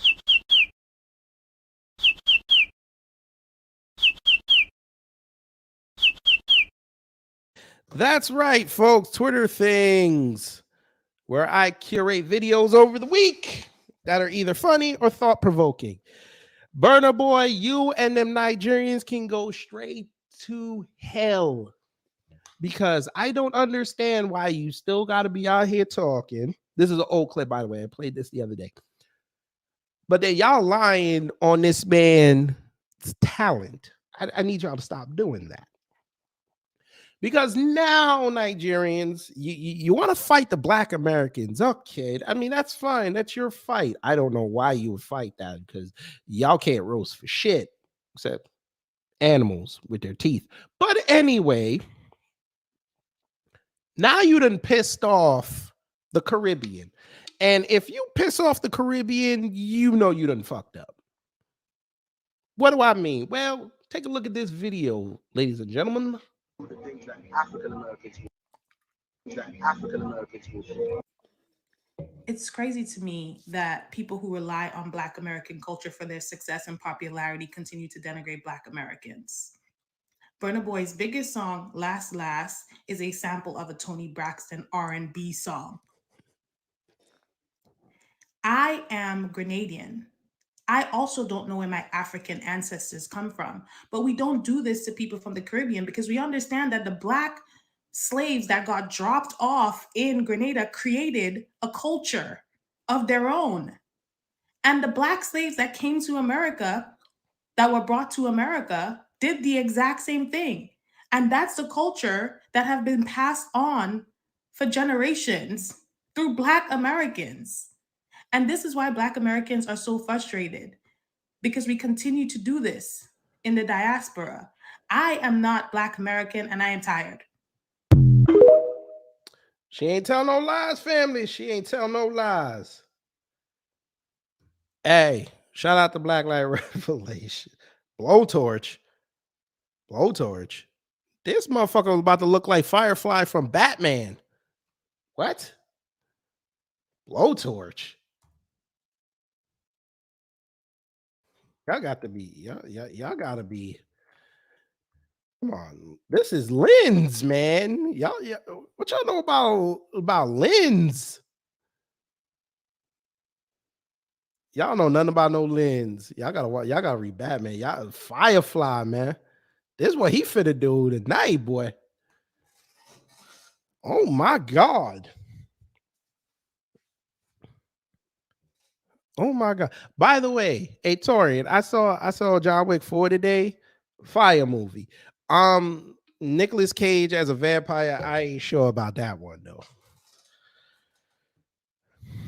Black Light Revelations. Yo, did y'all hear the teenage shooter was a trans? I heard that on Twitter. I was gonna do a quick short about that later. Yeah. But yeah, this is gonna be Jason Black tonight. But anyway, back to Twitter things. Boy, O'Shea probably gonna go live at the same damn time. Try to siphon the views. Let's see. All right, here we go. He's come home this week. We normally do self-care on the weekends, but we're going to upgrade a little bit for him. Decided to just let him sleep until whenever. And if you got a kid, this is a really big deal. Made him some breakfast in bed. Then I started doing these towels with some essential oils. And I saw on Pinterest, you could just put them in the crock pot to keep them warm. Really wanted the full spa experience at home. So I got my little petty spa, filled that up. Wanted to add some nice waterfall white noise in the back. Got some sake and a wine glass for him. Thought throwing some rose petals on the floor would be a cute little touch. He just was not expecting this at all, y'all. My husband is so simple, so things like this really make him so happy. So I welcomed him to spa, their best husband and father ever, and we got going. Got that fresh herbal neck towel out the crock pot, went in with the facial, the chest massage, turned him into a Jabberwocky, went in with the arms, hand massages. Y'all, he was getting everything. I gave him a lavender mud mask with some cucumbers, went in with the little under eye patches. I even gave this man a lip scrub, and look how much he is glowing. Went in between his toes with my fingers, y'all. I was getting it. And then I put some peaches on his feet, so every time he look at his feet, he think of me. You guessed it, I ain't cooking after all that labor of love, so I went and bought some Flemings, made his favorite brownies, and I just set up dinner, and we just enjoyed dinner. Y'all little internet niece over here got a whole attitude because she want to eat brownies before dinner. So yeah, now it was time for dessert. Got the little ice cream and brownies and decided to head up to the movie room and watch a movie. And then later, she got a little brother or sister.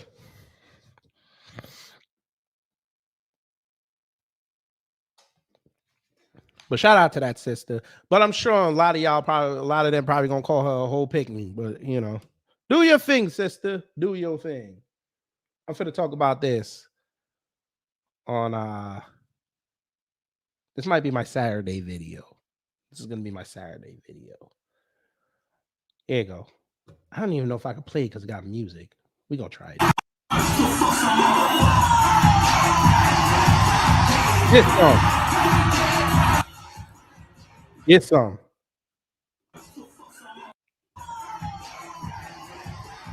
This song. That's how y'all get down in Memphis.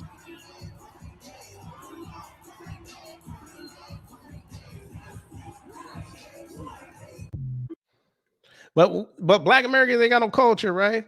All right. All right.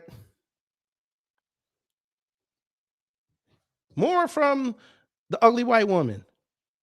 Play you got. Oh my God. Now my mouse want to play. All right, here we go. I did remove the interview. I, again, did not think through a lot of the repercussions of posting that, so I just removed it. Bullshit. If you do want to see the full interview, Obsidian did react to it. That's on his channel. The intention was not, I guess, to hide it. It was just, this might not have been the best move. I'm just going to remove it now. So again, racism has no place in society, and I do take accountability for bringing him on. Hindsight's always 20/20. Yeah, right. You got what you needed out of it, man. You got publicity. We're just waiting for Fox News to call you up now. We're just waiting for it. Get you on. If she gets to Tucker Carlson, folks, them black people can't say nothing to her ever again in life. I'm just going to tell you that right now. If she shows up on Fox News, y'all will never be able to touch her ever again in life. And she's going to forget all about the little black people. I just played that video. There you go. And this is yours. I am here. This is my business. And this is yours. I am here. The problem is, you are also here when you need to be here. So if 2 + 2 is 4, stay with me. 5 + 5 = 10. Then explain this. Make this make sense. Mind your business. What y'all think about that one?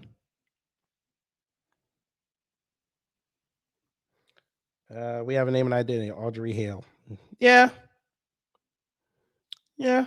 All right. Audrey Hale. Do your thing. Audrey Hale. You did your thing. Now you dead. And that's all I'm gonna say on that. Black Light says she ain't showing up on Fox News. Once you go black, you can't go back. She's excommunicado. That's why no white male creators will fight for her. Also, and they also know that the clown sector will. That is true. That is true. Let's see if Roland will interview her. I know he's struggling for views. He's trying to get to 1 million. Maybe he'll do it. I only said Fox News is because they had Nick Fuentes on there too. So might as well. But maybe not Tucker. Maybe Neil Cavuto. Let's see. Get some. Dumbass white people. Bye-bye. That's what you get. Go help your man. This is the black content creators when they cake for Pearl. There you go. In the icy drink. That's what you get. Oh. It's black men. And they've got it. Hey, here's another anti-black supremacist. Right here. Anti-black white supremacist. Right there. Destiny. Oh, yeah. Hates black men. Oh, yeah. They, along with a suspected pedo, because we're going to be nice here. I mean, we know he did it, but we're going to be journalistically correct. So he did mess with an underage girl. And 2 chicks. They're talking about the black women who like to swirl. I wonder what they said. But Pearly Things wanted to tell us that she loved black folks. The Annalisa woman hates black men. And they've got to do a huge argument over it. Oh, yeah. She's part of the divester community. So. What the fuck is that? Black women that want to abort black male babies and never date or be with black. Ooh, what did he just say? Say it again, you racist, you. Huge argument over it. Oh, yeah. She's part of the divester community. So. What the fuck is that? Black women that want to abort black male babies and never date or be with black men. Well, damn. He wasn't like Bethany Mandel, who could take a definition and sum it up and not let it go viral. He did it. He literally told y'all what the divestment community is, and he's white, and he says so. So, divester dummies, you've just been put out there as what we all know you are. He got more, though. So they had an intense conversation. How many of these are there? A lot. I noticed because I've gotten a lot of talking points now. Whenever I fight with red pill black men online, there are more black women than I knew existed, even in the world, are on like these comment sections. Like, oh yeah, like you tell off these black men, Destiny. And I'm like, holy shit, okay. Divestors. I gotta learn more about yeah. that. I had no fucking clue. I feel like this isn't my business. Yeah, well, that's kind of what we do here. White guys with podcasts. Anything that's not our business is ripe for. Again, I said this the other day. If y'all go on this man's show, that says a lot about you after what came out. It says a lot about you. All right. Divester dummies. They just put out the call. You're persona non grata with them.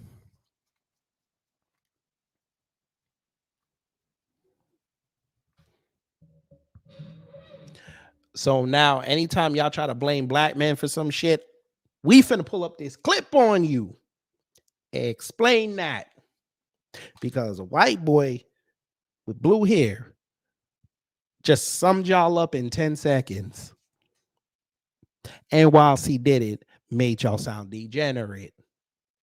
Because what did he lead with? Not that y'all don't date black men. They led that you abort black babies. They didn't even say black male babies, which I like to run around and say.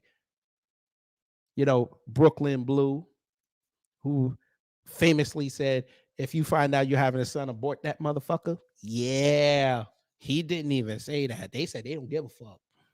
You'll abort anything that's black. They know who the fuck you guys are.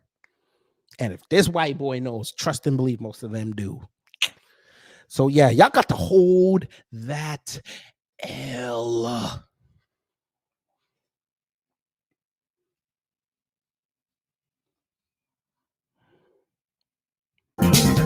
You need a man around this Get some. to transfer funds to his bank account. Get some. What I'm talking about. Yo, tax time lover. Get some. And I won't just come round at night. I'm here all day to treat you right. About an afternoon delight. Your tax time lover. Get some, brother. I'll do your beat. That's Your fucked up. tax time lover. I'll cook you something to eat. Your tax time lover. Get some. I hit you off with that. I give you some of that. I'll give you that. Get some. What you know about? Give you some of that.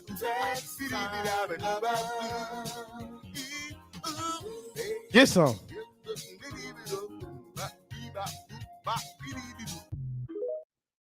Hey, we creative people, are we not? Stevie Wonder better bring him on tour.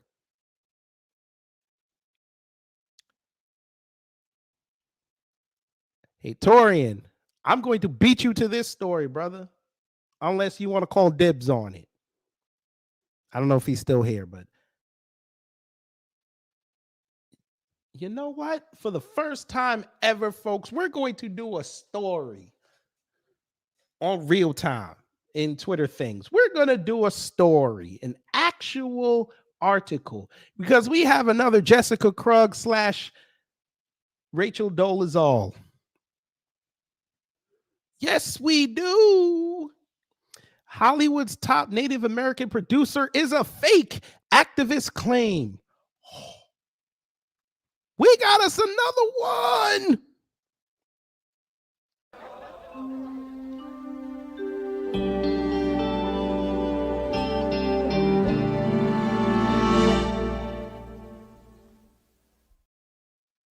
We got us another one. Here we go. One of Hollywood's leading Native American figures is being accused of faking her claims of Cherokee heritage, the Post can reveal. Now, this is from what I call a New York supremacist. Award-winning Heather Ray serves on the Academy of Motion Pictures Indigenous Alliance, previously headed up the Sundance Institute's Native American program, and claims, quote, "My mother was Indian and my father was a cowboy." Multiple prior news reports have also cited her as having a Cherokee mother. But a watchdog group called the Tribal Alliance Against Frauds, Jesus Christ, is now demanding the Academy and the producer drop her false claims, while activists insist she is at best 1/2048 Cherokee. Oh, I guess that one drop rule don't work with them, huh? All right. The group accuses her of profiting from usurping real American Indian voices and perspectives and being a fraudulent so-called pretendian, a Torian. They stole your damn word. I think you should sue. Answer why, son. Hello. Yes, vultures do what they do. If she's Native American, I'm German. Like, what the fuck? Hey, everybody got to go to the Elizabeth Warren hustle. Yes, that is the woman in the video. Hold on one second. We're going to go back up. Damn, I got so many pages open. Hold on. Yes, that is her right here.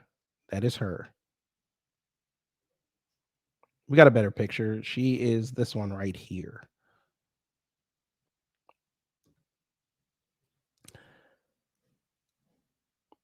Ray is married to another Hollywood producer, Russell Frydenberg, and the eldest of their 3 children is actress Johnny Sequoia, who currently stars in the reboot of Dexter.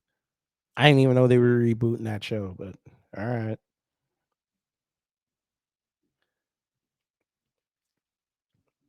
Ooh. Well. Who knows who this is? Woman in the wheelchair. That is Sacheen Littlefeather, who famously gave Marlon Brando the business at the Oscars back in 1973.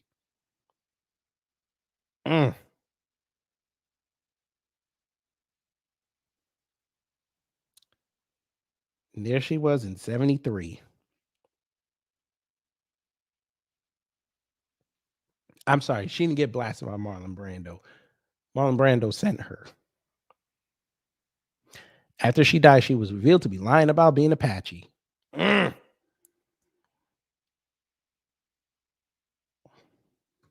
Ironically, Ray was already caught up in the highest profile pretending scandal to hit Hollywood. The producer was thanked by the Academy last year for brokering an apology to Sachin Littlefeather. Littlefeather was blacklisted in Hollywood for appearing on Marlon Brando's behalf to decline his 1973 Best Actor Oscar and jeered as she spoke up for Native Americans, claiming she was Apache.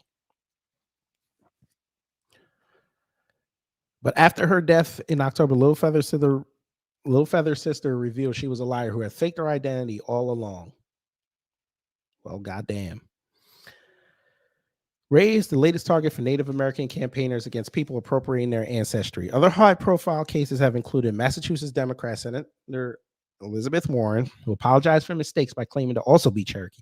Tests show she was 164th and 1/1024th Native American.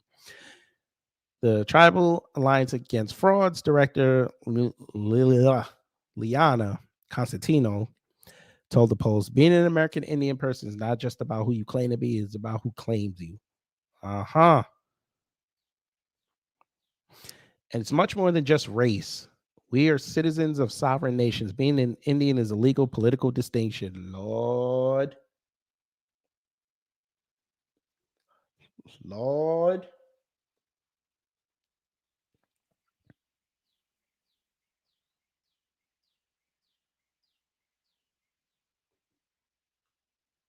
All right.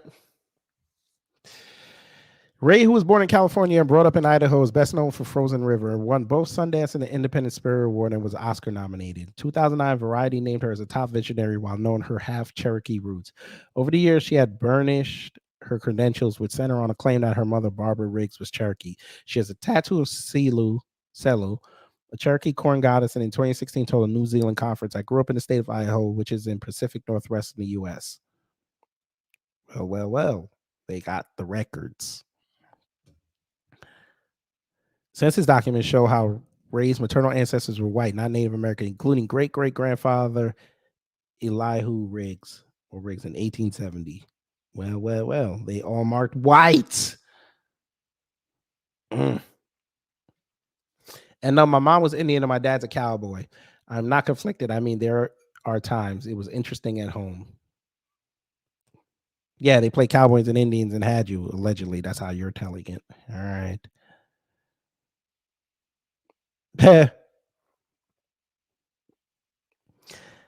She joined the Academy of Motion Picture Arts and Sciences in 2016, and her place on its Indigenous Alliance makes her a key figure in its Native American outreach efforts. Ray has cited her Indian ancestry throughout her successful producing and directing career, although she's not an enrolled member of any tribal nation. She works as a, quote, narrative change strategist for Illuminative, an unapologetically ambitious and innovative Native woman-led racial and social justice organization, which says it works to amplify contemporary Native voices while challenging the invisibility of Native Americans. And her latest project, Fancy Dance, is a drama about a Native American woman who kidnaps her niece from the girl's white grandparents that premiered at January Sundance Film Festival. It was partly funded by the Cherokee Nation. I bet you they're going to want their money back.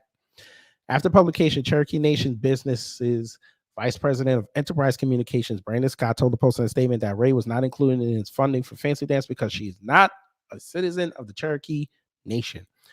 I truly believe it's my calling in life, Ray said, of being a producer, to be able to support and foster the voices and visions of others.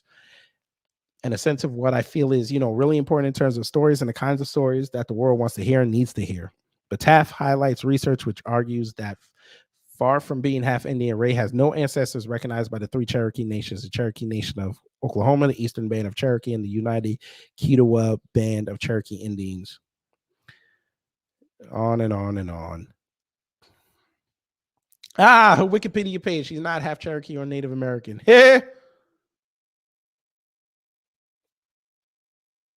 So there you go. They stay lying. Hey, Pearly. I think I found one of your cousins.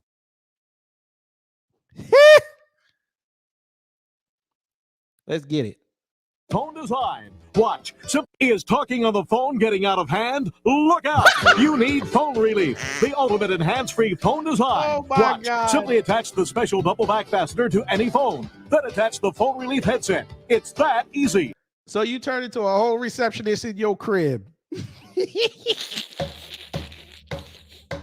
You can turn a whole receptionist in your crib. I wonder how these people who invented this feel like 35 years later, where you could just put a goddamn earbud in your ear and listen to the phone.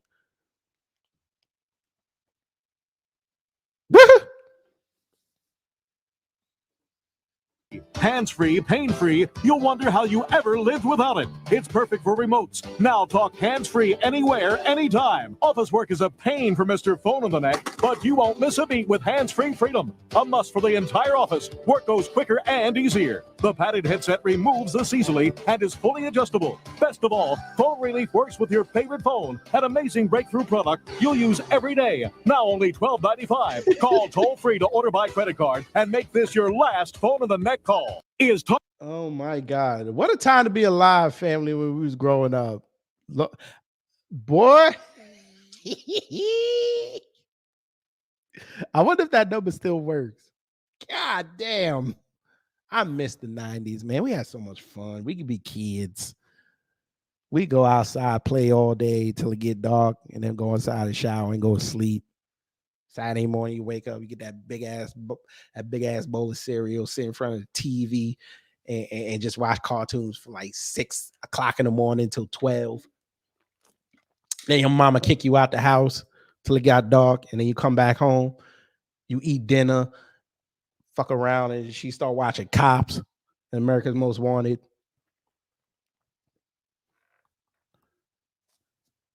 She's like, you know, I got to watch my John Walsh. What? I ain't watching that shit. Fuck around, watch Rescue 911. Yeah, I'm showing my age. I kiss my ass. I'm showing my age. Watch Rescue 911, William Shatner. I only watch the episode where they have fires. That's the only one that interests me. Or if you got lucky, you was watching NBC, they had them sitcoms like Golden Girls and Empty Nest, Unsolved Mysteries. Son, what y'all know about Unsolved Mysteries? What y'all know about Unsolved Mysteries? Let me tell y'all something. Yo, we changed the game when our parents got cable and Snick came on. What? Oh, we ran inside to go watch Snick, boy. Tell you the kids don't know nothing about no good TV, man. You watch that Clarissa, then you lead into all that. Then you got Are You Afraid of the Dark?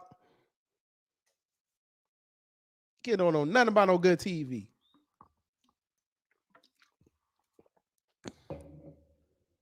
And then when you messed around because it was too late, fuck around, end up on Cinemax. Watch Skinemax. What y'all know about Skinemax? What y'all know about Skinemax? Come on now, dog. Come on, man. What y'all know about Skinemax? Or what you know about Hey Dude? Nah, y'all don't know nothing about no Hey Dude. Venus de Milo. All right, let me stop. I had a crush on that. Let me stop. I wonder what Venus de Milo doing right now. What's she doing? Yeah. All right, Jay, you know what I'm talking about. I ain't gonna hold you. I know what I'm talking about. I'm still pissed off that all that got rid of Angelique Barnes. I'm still pissed. Hell yeah, we knew about Skinemax. And then Showtime tried to cheat. They ain't slick. Oh no, I wasn't with Lamp. What's up? I wasn't no Beavis and Butthead fan. Nah. I ain't get that show till I got older. I ain't get it. I thought that was something for white boys. But I ain't gonna hold you. When that Ren and Stimpy came on, yo, and they got hype. My parents almost banned me from watching that. Now I ain't gonna hold you. When Angelica Ball was on there, I was like, and then they brought on Christina Knowles. I said, Lord have mercy, I'm in love. I ain't gonna hold you. And she funny. They kicked her off too. Pissed me off. Got me heated. They gonna kick that beautiful black girl off. What? Oh, let me tell you something. Listen. Before we moved to Long Island, they put me in the basement. And I had the illegal box. Son, they couldn't tell me nothing. Oh, that Skinamax was crazy. Well, made me start with that. What was it? Emmanuel. Oh Lord. And then Hotel Erotica. Man, I'm gonna get this thing flagged. I don't care. Oh, we got to talk.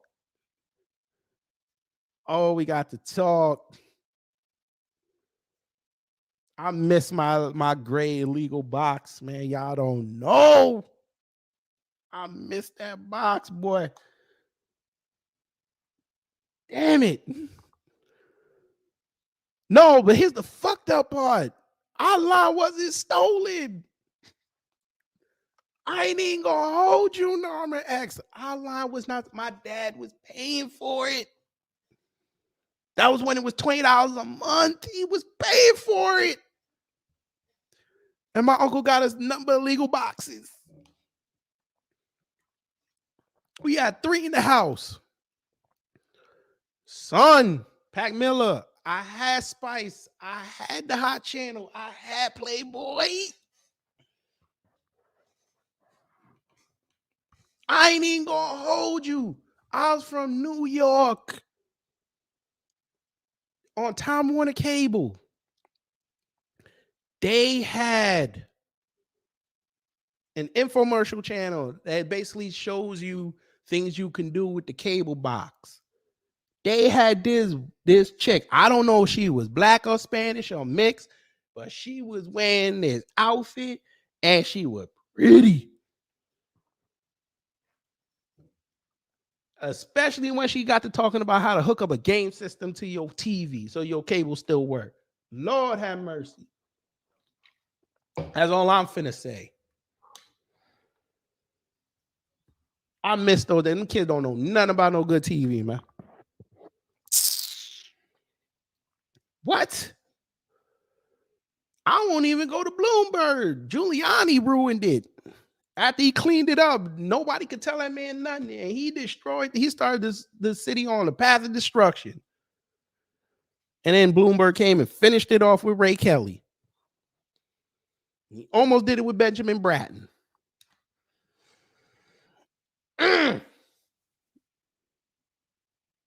I'm sorry for reminiscing, folks, but that, man, y'all got to understand, I saw the rise of Fox News. I remember the first day it came on. What Black Light talking about? The pennies behind the channel change button is real shit though. I remember that. I remember when the cable boxes had the switch on the back and your parents, they get slick. They put a goddamn padlock behind it. I remember that shit.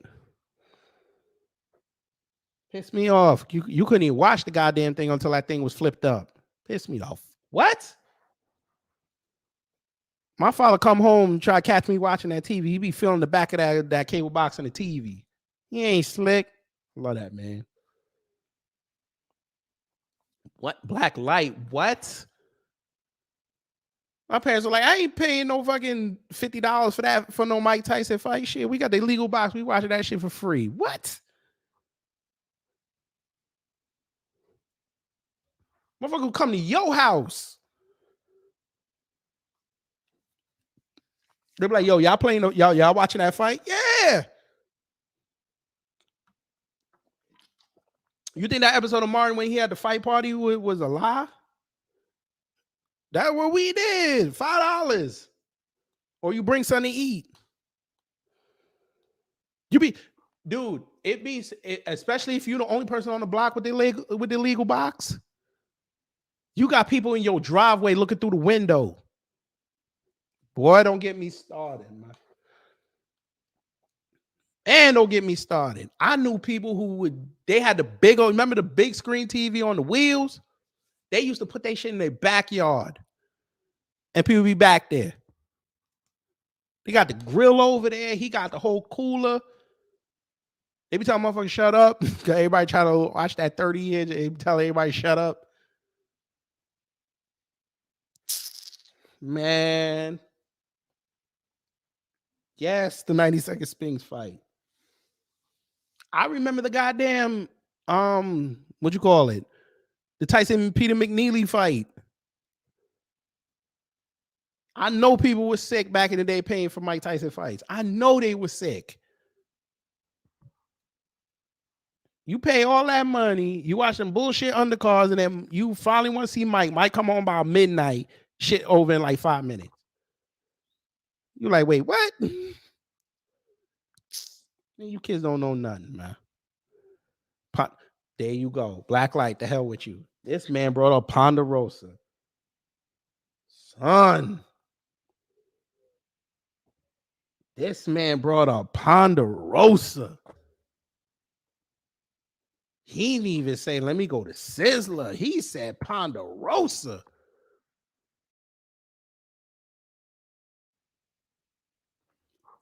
Damn.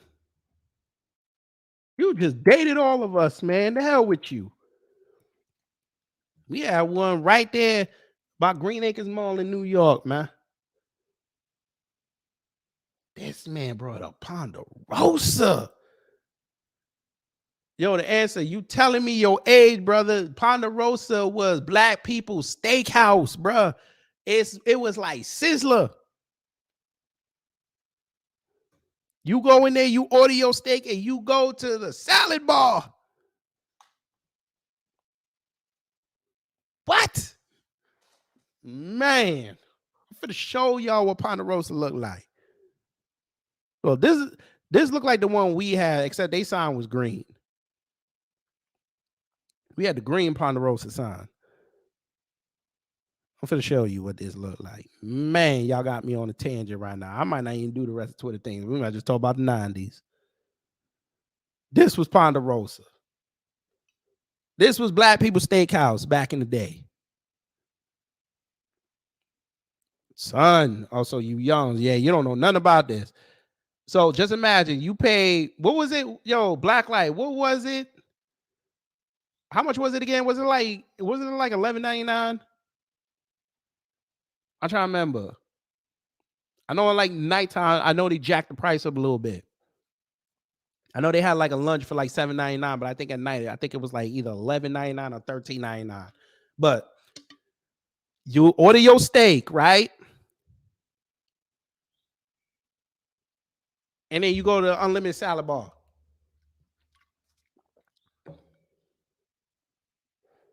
Facts. Everybody used to take their steak. Bruh, your answer. You go in there and get a New York strip. You couldn't even finish it. Just think about that. You could pay $13.99, get a New York strip. We talking like a 16-ounce John. People couldn't even finish it. Nowadays, you go to a restaurant, get a 16-ounce New York strip, you paying like between $60 and $90, depending on where you go. I told you, man, you kids don't know nothing about what's going on out here in these streets, man. We be trying to tell y'all. We trying to get y'all to this point where it was fun. Bruh, all right. I'm really going to piss the answer off right now. Do you realize that for $100, $120, we could go to the supermarket? Now, we had Pathmark. That was like the big supermarket up there. You go to Pathmark for $120 to come out with 2 cars full of food. Anybody that's around my age tell me I ain't lying. Back in the 90s, $120 could get you 2 cars full of groceries. Blacklight, you better talk to them about Taco Bell. You better talk to them.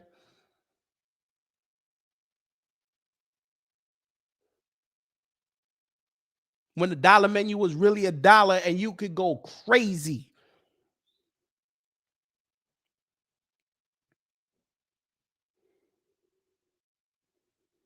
That's the truth. That's the other thing about Ponderosa. You couldn't walk. You had to like sneak your steak out. They would not let you take the steak out. You had to sneak that shit out. Ain't no way. Blacklight, will you tell this young brother I'm not lying?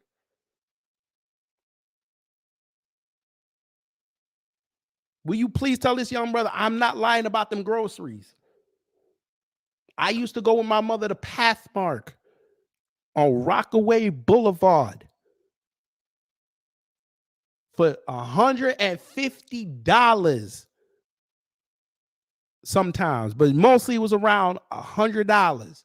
You could walk out of there with 2 full baskets of groceries.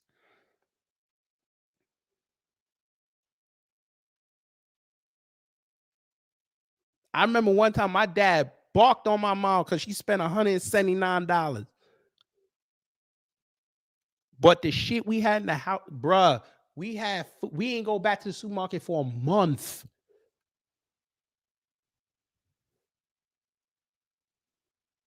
That's the only reason why he ain't give him more hell. We had to put some of the shit in the basement.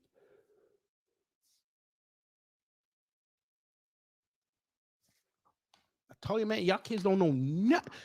When we reminisce about us old heads, when we reminisce about the 90s, we not just trying to tell y'all something. We try to tell y'all a story. We were lit in the 90s. From the clothes to what, bruh, answer, our gas was still under $1.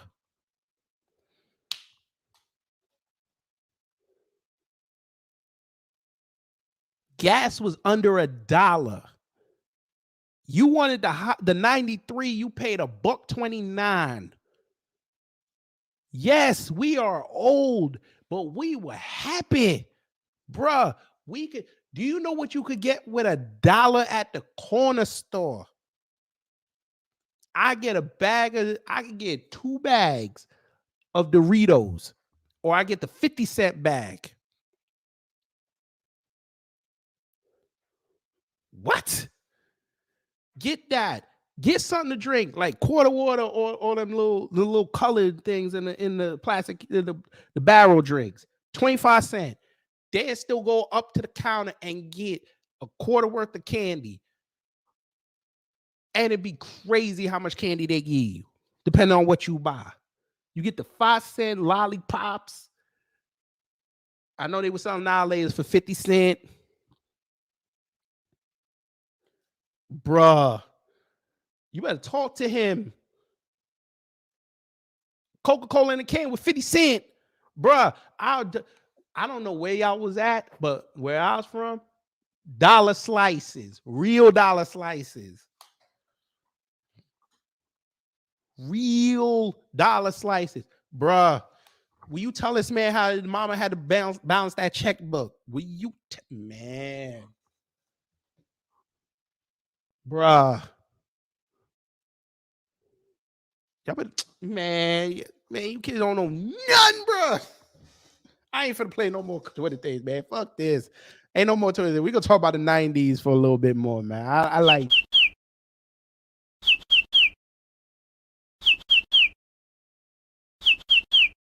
I'll put the link out there, man. I got to talk about the 90s, man. Y'all motherfucker on. You young people, man. Man. Y'all got me reminiscing about the 90s right now. God damn, I miss the 90s. Like better talk to them Lemonheads, them Cherry Clans, Jolly Rancher Sickles. What? Remember the watermelon lollipops? They had it in different flavors. I know y'all remember this. Remember when Arizona was making goddamn nachos and cheese? That was like $2.99.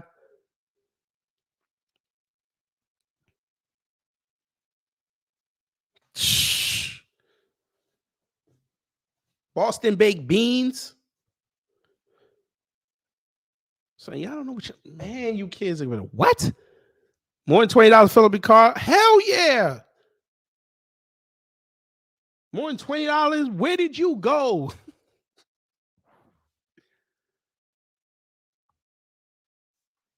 Because you got to remember that unless you had a truck, those were 12-gallon tanks. It should not cost you more than $15. Comic books was up, man. Comic books was $1. You could read Spider-Man and them for $1. The arcades, 25 cents and 50 cents. You all these goddamn places now, you talking about $3.50. What? $3.50 for me? Y'all put on the hardest difficulty in me get my ass kicked? What? Now see, now you going too far, man. Blacklight, now you going too far, man. You going way too far. That's nasty, bro. I don't know where you was at. We don't do that. Come on now, dog. Come on, man. Now y'all going too far, man. You going too far, man. You doing too much. Nah, we don't do that pickle in the jaw. Nah, we ain't do that. We seen it at the place. We wasn't on that type of time. Yep, the expedition to Yukon to Escalade. Well, the Escalade came later. But yeah, the expedition to Yukon. We had the Pathfinder. So y'all know about the two-door Pathfinder. Y'all remember the two-door Pathfinder. Y'all remember the two-door Pathfinder?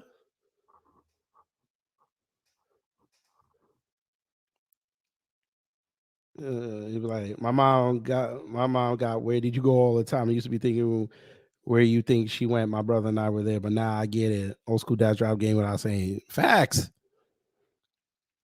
The Chevy Blazers, yup, the two-door Blazers. What else they had out there?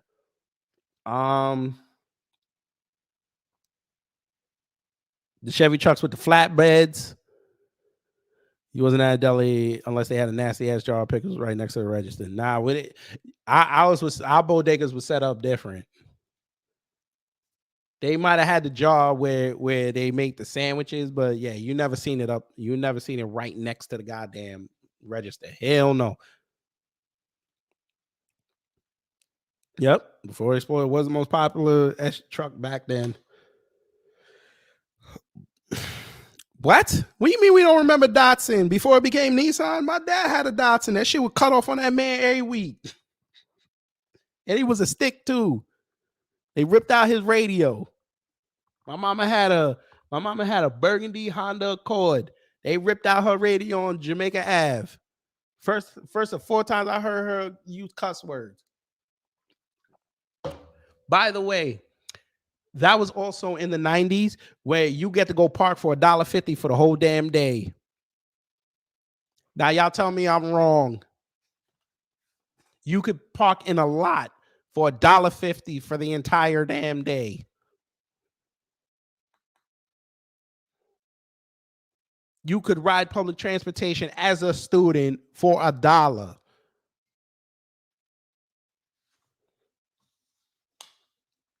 Well, I tell a lie. 75 cents if you had to reduce. If you had the reduced, 75 cents. It was $1.50 to ride.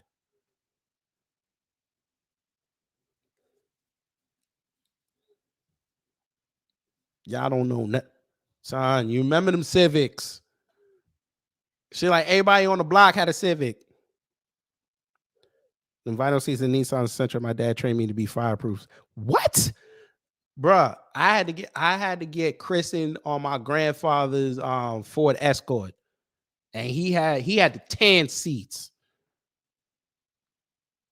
He had the tan seats.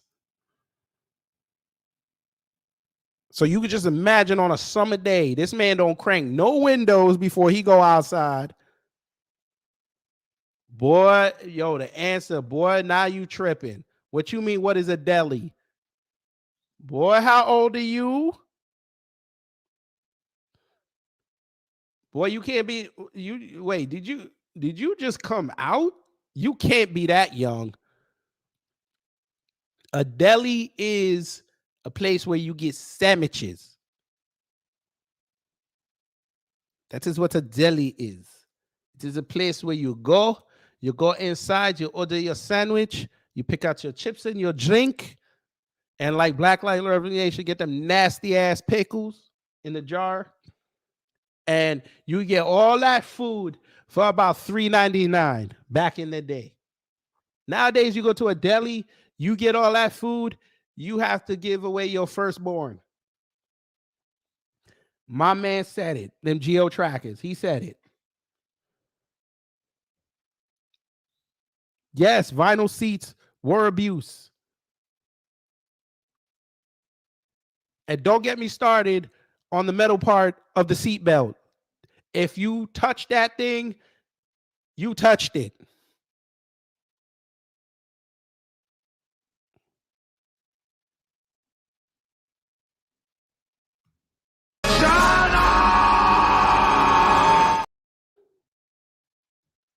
That's what you said in your mind.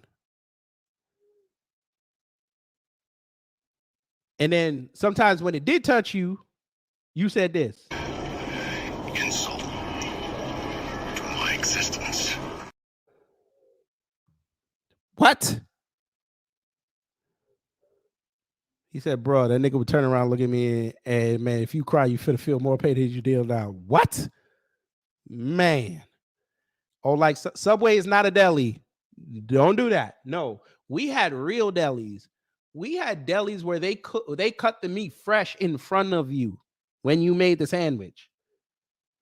So you would walk in, you were like, all right, yo, I want a turkey sandwich with Swiss cheese, lettuce, tomatoes, onions, oil and vinegar, and mayonnaise. That man would go in there and take the meat out the case and slice it fresh. That's what we mean by deli. Facts. Facts. Old niggas be getting they pickles with they pastrami. What? And a ham sandwich too. Piss me the hell off. Nah, Subway's like McDonald's. Deli's the in-between between a real restaurant and McDonald's. Facts. Especially if you were lucky enough to live in an area with an Italian deli, you know, they was racist as fuck. They knew how to make a good goddamn sandwich, boy. I got to give them Italians. They knew how to make a goddamn good sandwich.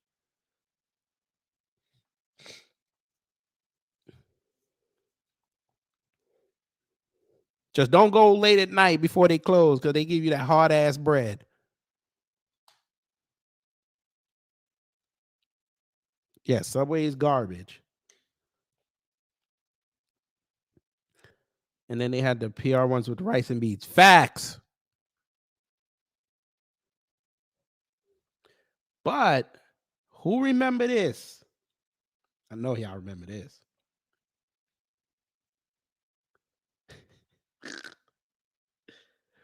Who remembers when I don't even know why. I didn't know why this popped in my head. But remember the yo-yos? Remember when the yo-yo made a comeback and we was doing the tricks? And the schools used to get pissed off at us. They were talking about they was taking our yo-yo to the end of the day. And if you did it too many times, your parents had to come get it. We was hitting niggas in the head trying to do around the world. No, I'm talking about the yo-yos, the ones with the brain that was doing the tricks. We was walking a dog and the pendulum. That's the one. The ones we make that shit sleep.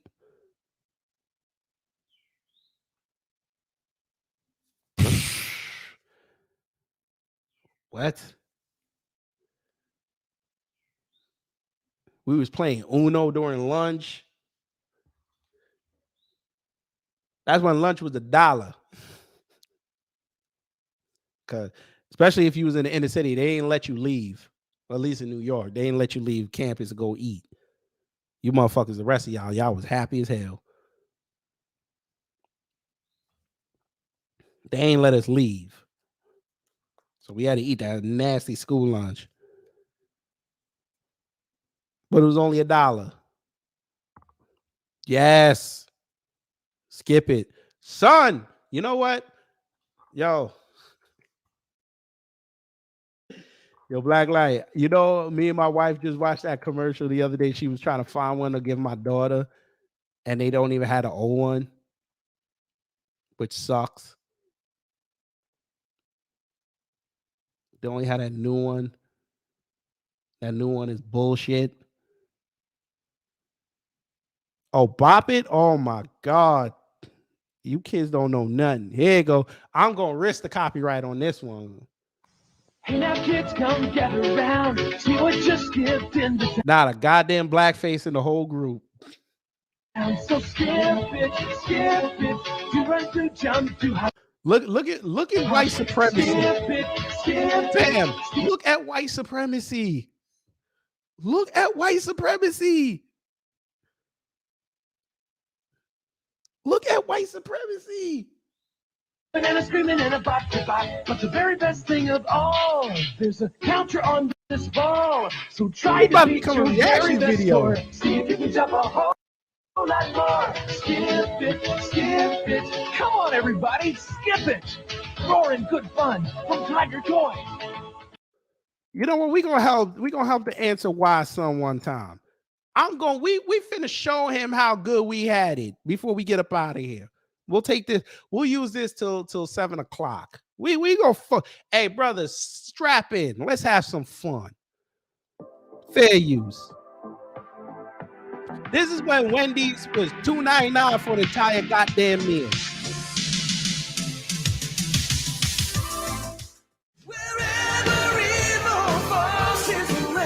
All right, I don't know nothing about that. Yeah, whatever. Better not be a whole bunch of talk. Facts. Who remember them Sunday night movies on the basic channels? What? Who remember them movies? Who remember them what was it? The ABC after school specials. What? Boy, where is he? Young man, you kids don't know how terrible y'all got it. What? That's got to be the dumbest toy I've ever seen. My man, let me tell you something. Tiger Electronics made so much goddamn money in the 90s. You have no clue. Bruh, do you know how many black people had Skip It? Bruh, that shit was our exercise, bruh. You don't understand this. We wasn't with them girls over there playing double dutch. We jumped on that Skip It, bruh. We used to hit each other in the ankle with that motherfucker.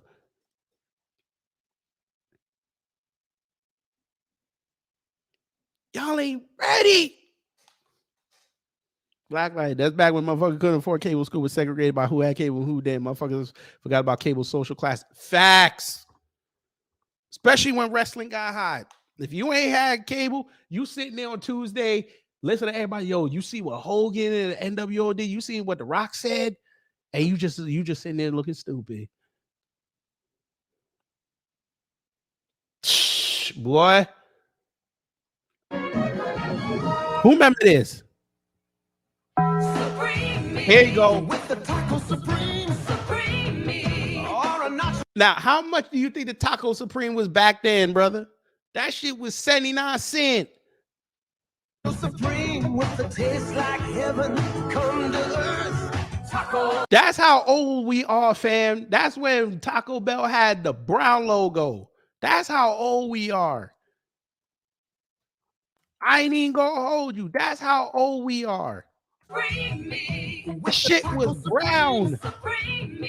Or a nacho supreme with the taste like heaven come to earth. Taco Bell Supreme. Burrito Supreme. South Taco Supreme. They start at 79. Supreme me one more time. Taco Bell Supreme.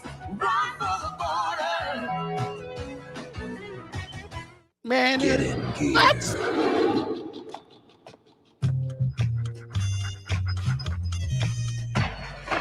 don't even know this goddamn commercial. It must be LA.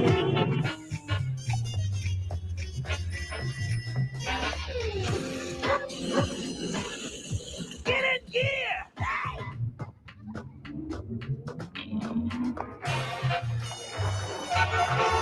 I don't even know what the hell's going on. Oh, this is Brit. Oh, LA. That boy don't know nothing about no LA gear. Shoes. Mom's helpers are scrambling to get to McDonald's to get one of 8 Barbie miniatures or 8 Hot Wheels mini street. I know this boy don't know nothing about this. Answer. I don't mean we're not picking on you, brother. We just trying to tell you a story. This was a highlight of our lives. Going to McDonald's, getting a Happy Meal, and hoping to God we get one of these, and they don't fuck around and give us a girl toy. It got so bad, fam. We had to make sure our parents remind them at the drive-thru that when they order the Happy Meal, it's for a girl or a boy. Racers. Barbie is better than ever. Barbie's cool. Look at Barbie twirl. Fast new mini streaks racers ride on air. Hot Wheels mini streaks are hot. Kids get one toy with each $1.99 hamburger Happy Meal. $1.99. $1.99. What you want is what you get at McDonald's. $1.99 for a Happy Meal.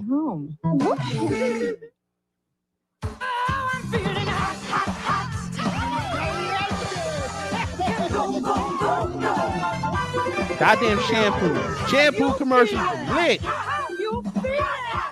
Start a fire. Caliente. My bad. Here's the Perfume advertising too. idea They on was Wendy's damn near having bacon. sex on film. Cheddar cheeseburger. We see clouds, and then a voice says, "Wendy's."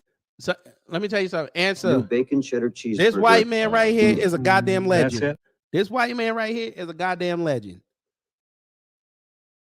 Between Ronald McDonald and this man, y'all could, they had fast food on lock in the 90s. Oh, okay. We got requests. All right, we're going to do that. We're going to play the MC Hammer commercial. Yes, we are.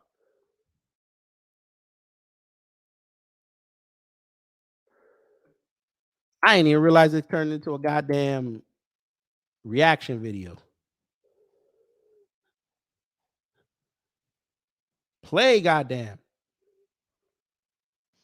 I don't even care if this get monetized. Let's get some burgers. Burgers? And that's out the door. I got something much better in mind. Come on, let's break.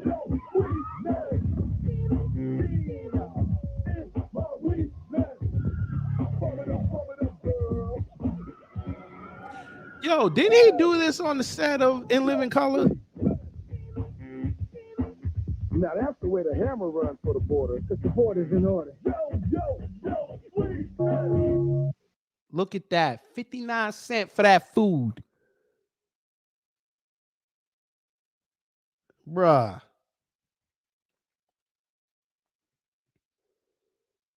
Yes, DSA. Dave Thomas had the motherfucking game on lock with Ronald McDonald.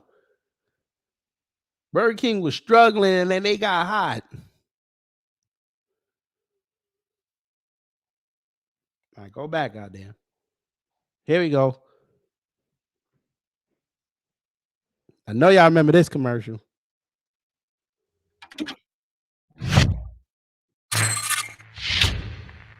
Now, we all know Hammer loves popcorn chicken. Well, right now, KFC is offering the Super Pack Combo. It's a small popcorn chicken, small fries, and a Pepsi for just $4.69. And for a limited time, we'll throw in a 16-stick Super Pack of Trident gum free. Choo-choo. So, Hammer, what do you think about that? We figured. The KFC Super Pack Combo, just $4.69, but only for a limited time. And you know Paul Mooney had to get in on him for that. Shout out to Paul Mooney. And I didn't. Shout out to Paul Mooney. Shout out to Paul Mooney, bro. Oh man, Hammer was the biggest thing in the 90s. Can't nobody say nothing different. Nigga, he got all that. He got British Nikes deal. He got a cartoon. The movie. Nights ambassador. Hammer, this is a mission that I'm on. Sporting BKs, I got it going on. I'm hyped. So let's talk. Hammer's in effect, and I'm ready to walk. Stepping with class. Oh, so funky, and they're moving fast. Oh, British Knights. British Knights ambassador. British Knights athletics. Son, you kids don't know nothing about no British Knights. Yo, shop make him mad, son. Let me show him these. I know he don't know nothing about this. I know he don't know nothing about this. Hey, answer. I know you don't know nothing about this. Moon shoes, kid-powered anti-gravity shoes, moon shoes. This was straight up white supremacy all motherfucking day. Jumping up and down like a kangaroo, moon shoes. Jump straight to the moon with shoes that defy gravity. Kid-powered fun is a certainty, moon shoes. The anti-gravity shoes, moon shoes. A mini-size trampoline, those shoes defy gravity. Jump to the moon, it's a necessity. How high can you jump with moon shoes? New moon shoes, mini-size trampoline for your feet from Big Time Toys. Each set sold separately. I know y'all don't remember that. You know about moon shoes. All right, you're not that old, man. All right, say less. I ain't think you was that young. Nah, but these were the OG moon shoes. Not that bullshit y'all be wearing now.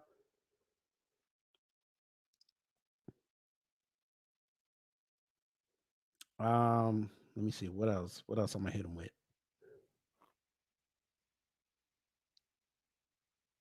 What else I can hit this motherfucker with?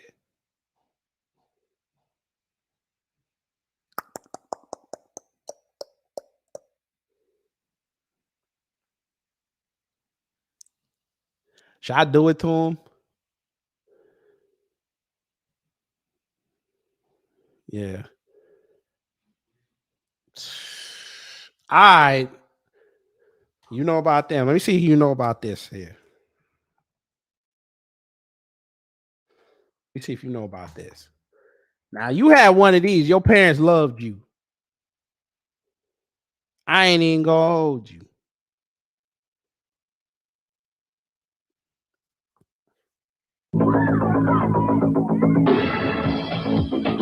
Mortal Kombat.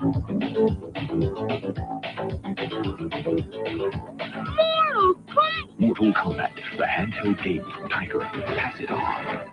Ready for some Wolverine in-your-face action in your hands? It's the X-Men handheld game. Cyclops, look out! Apocalypse is above you. Sneak attack by Juggernaut. Get the excitement of the X-Men in your hands. Hey, get your claws off that! Okay, I know you don't know nothing about that. Hey, you got to bring this. Hey, you try to bring this shit to school. You better hope the teacher don't see you seeing that, or that punk ass kid see you. He try to take it from you.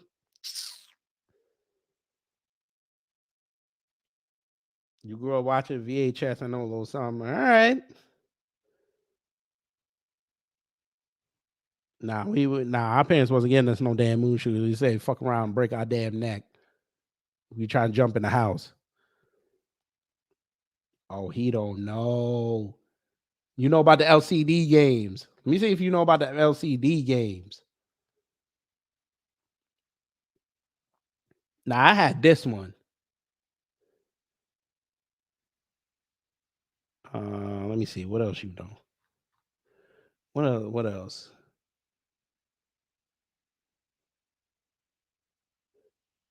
All right, you know what? Let's play some car commercials. I got one. I'll risk the copyright. I'll risk it. '80s and '90s kid up in the place to be. Y'all know what I'm finna play. America is still a land of rugged individuals. We all know this. I was strong as I could be, like a rock. Nothing ever got to me. White supremacy. Demand something different from their Chevy truck, but they all want the same thing. The most Here you go. longest lasting trucks on the road. Oh, white supremacy. Oh, you know that was a white supremacist commercial all goddamn day. The only black people that had one of them trucks was if they was working construction. Bruh, AW1, I had the Captain Planet one. And I had Total Recall.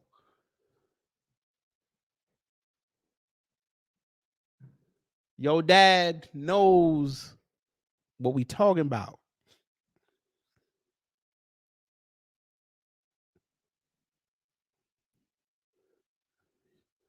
Have your dad sit you down one day and talk about the 90s. He gonna get a tear in his eye. I promise you.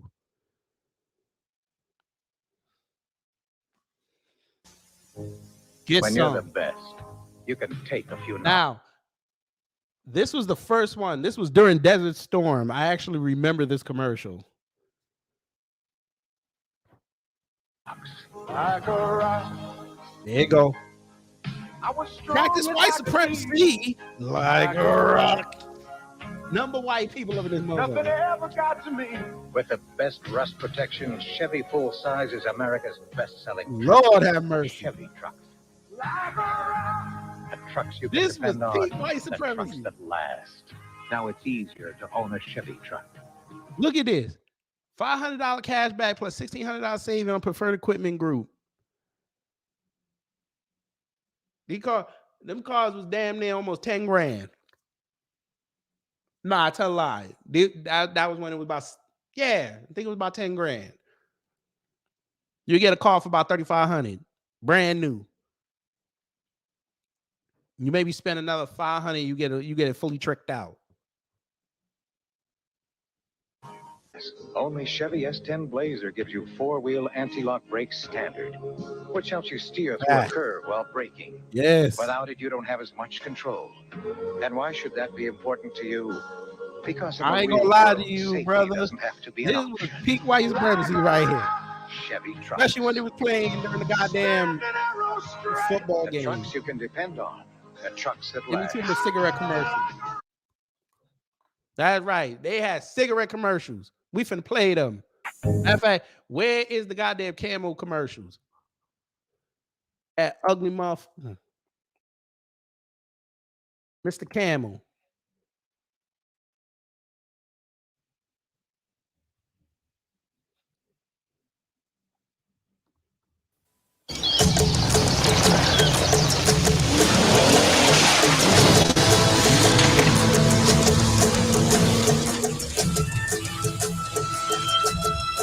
You doing all this with some goddamn cigarettes. This is peak white supremacy.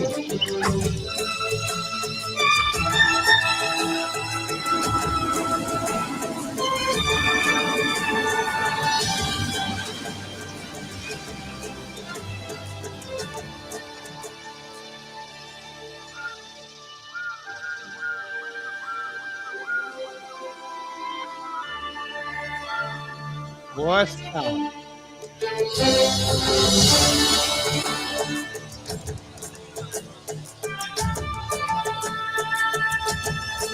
Now today, they would yell about racism and cultural appropriation and it being woke.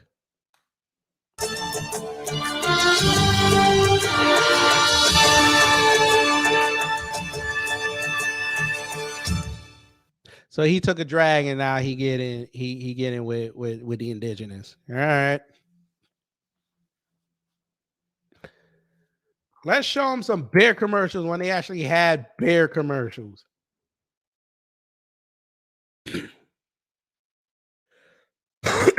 Oh, I know I don't know how old this brother is, but we remember these brothers. These motherfuckers are legends. Bud. Wines. Bud. Bud. Wines. Bud. Bud. Wines. Bud. Wines. Bud. Bud. Wines. Bud. Wines. Bud. Wines. Bud. Wines. Them frogs were legends and still are. To this day, that's still their most profitable commercial. Yes, sir. This is what we grew up with.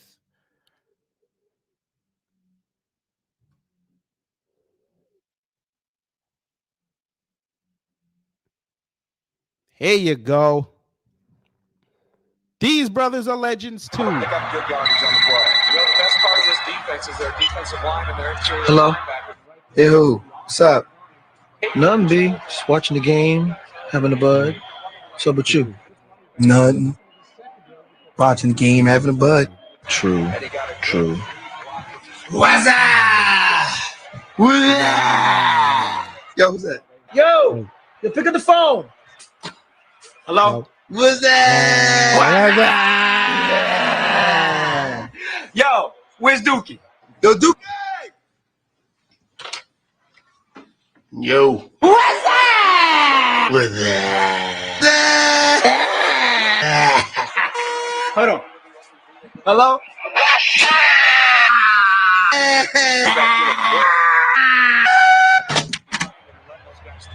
So what's up, B? Watching the game, having a bud. True. True. Legends. Legends. Absolute legends.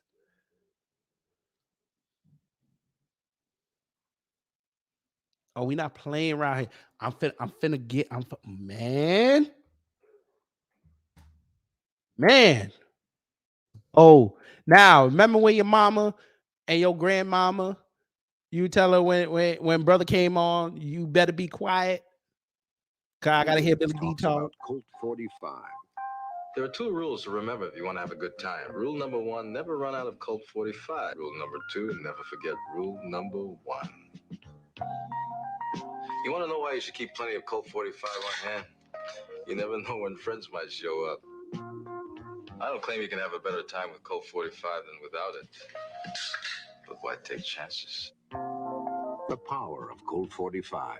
It works every time. Boy, stop.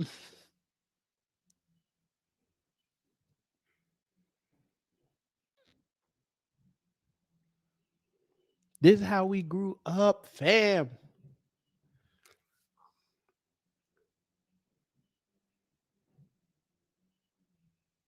What was it? Was it Zima?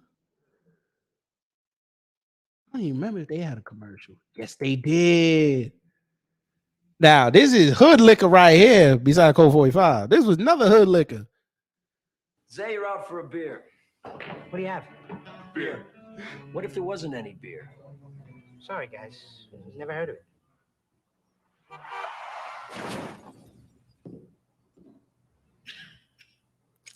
Oh, Zima. Zima's good. There you go. What is this? I don't know. Just Zima's a unique alcohol beverage. I kind of like it. Anything else? You got pretzels? What day is this? Are you tired? Zima. Zima. Malt liquor that is clear.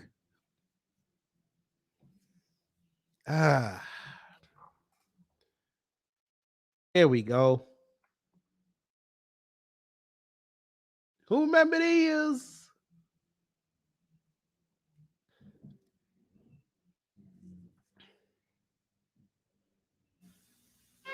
On sale now. One of the greatest Disney classics. Wait, this is the wrong one. Where is it?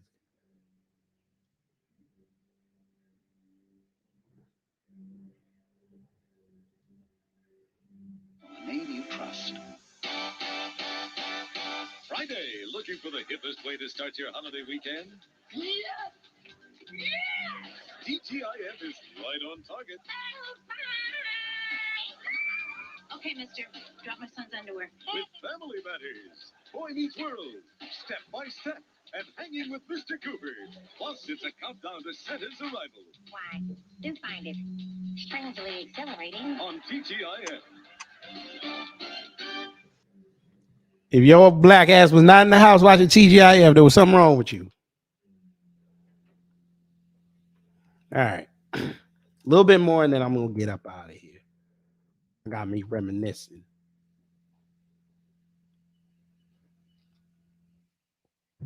I think this will be the last one.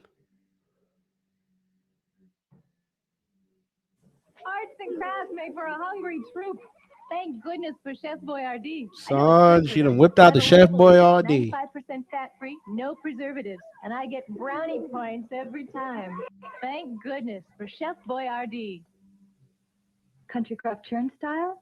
Churn Style. That sweet, buttery taste reminds me of dinner on the farm. Introducing the sweet, buttery taste of new Country Crock Churn Style. Like regular Country Crock, it has fewer calories and no cholesterol. Oh, the treasures of an art museum, Jack. You'll eat it up. Y'all remember the days when we had 3-minute commercials that actually meant something? Eagle Ranch, a miniature work of art in itself. Ah, the merely ordinary transposed into the extraordinary.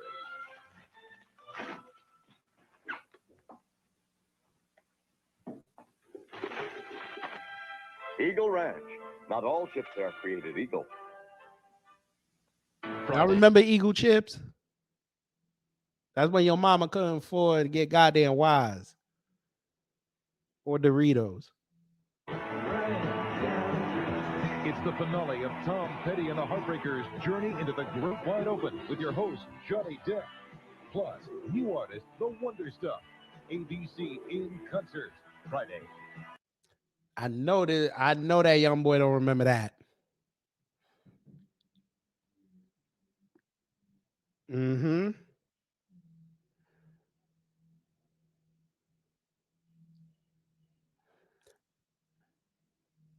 Late night Friday around, what was it? 10 o'clock? Yeah. Always had some celebrity doing some concert.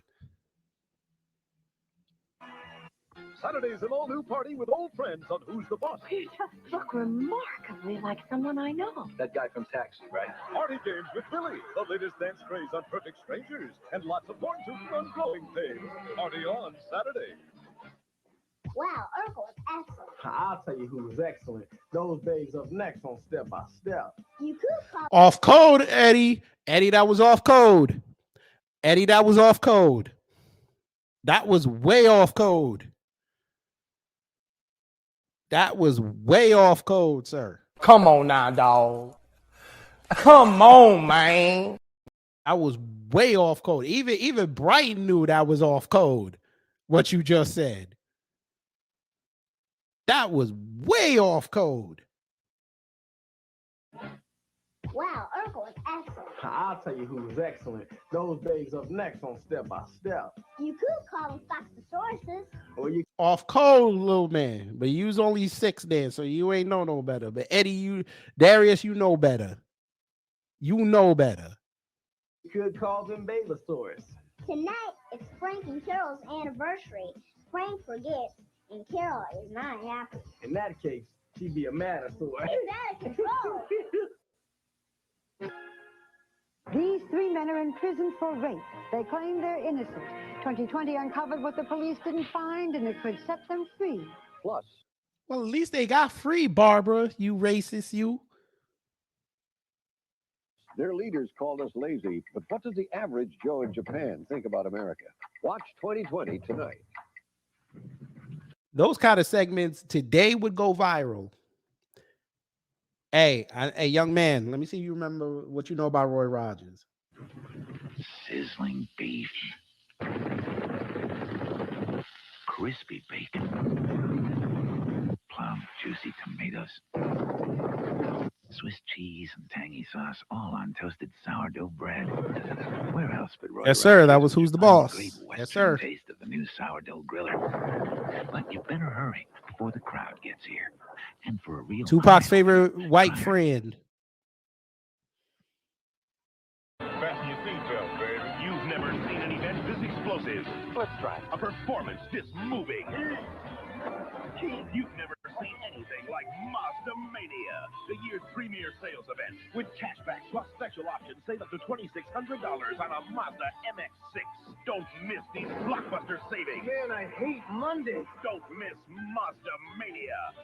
At your New York, New Jersey, and Fairfield County, Connecticut Mazda dealer now.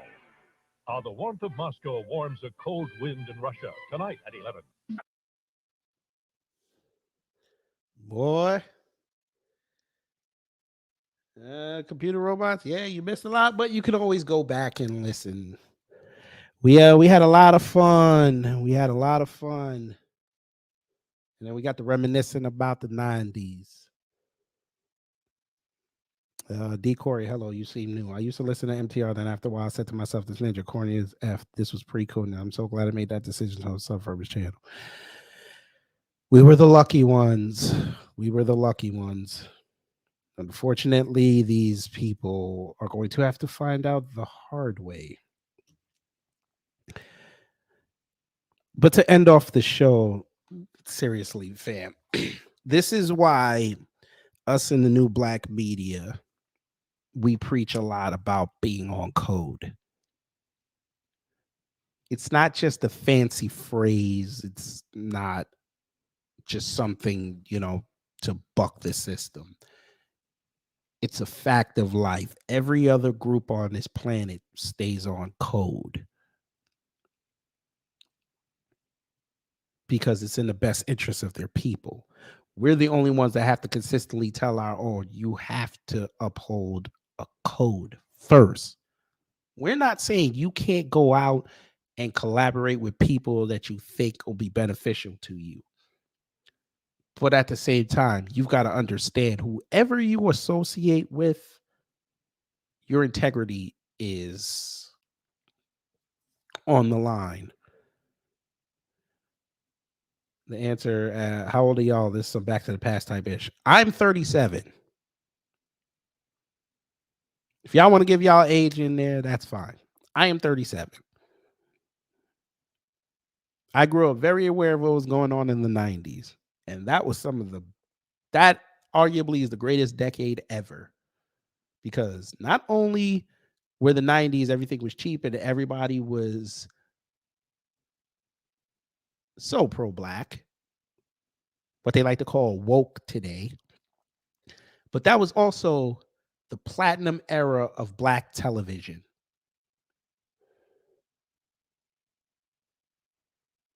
Because from the late 80s until, we'll say 2004, that was the platinum era of black television. We had so many black families on the screen. From the Fresh Prince to the Royal Family to Family Matters, the Steve Harvey Show, the first one when he was the single father, Smart Guy, Sister, the Wayans brothers, they had their daddy in their life. You saw strong black male role models on screen. I ain't even finna give Moesha daddy, Frank, no type of credit because he was an asshole. But I will give him credit on one thing. He was a black business owner. I will give him his credit. And he cashed out before the show got off the air. So I give him his credit on that, but he was an asshole. I'm sure he is, brother Blacklight. So if you want to go back and see strong black families, 90s era TV is where you go.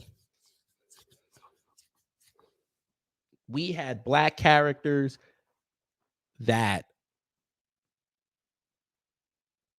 you wanted to be a part of.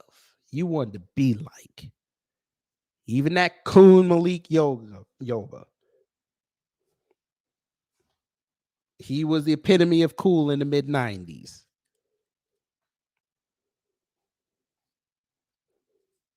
But yes.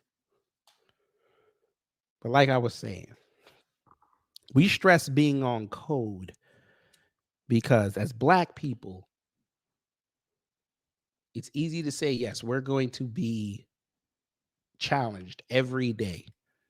But they challenge us every day to see who's going to waver, who's going to falter, who's not going to stand for their people. That's why we say you have to stay on code because they will test your integrity every day. They want to see how far you're willing to go with what you're doing.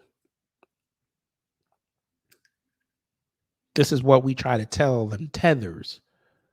Y'all got to stop talking like these white folk, because once these white folk set you out there, they don't defend you, and you're left to your own devices, and you will get eaten alive.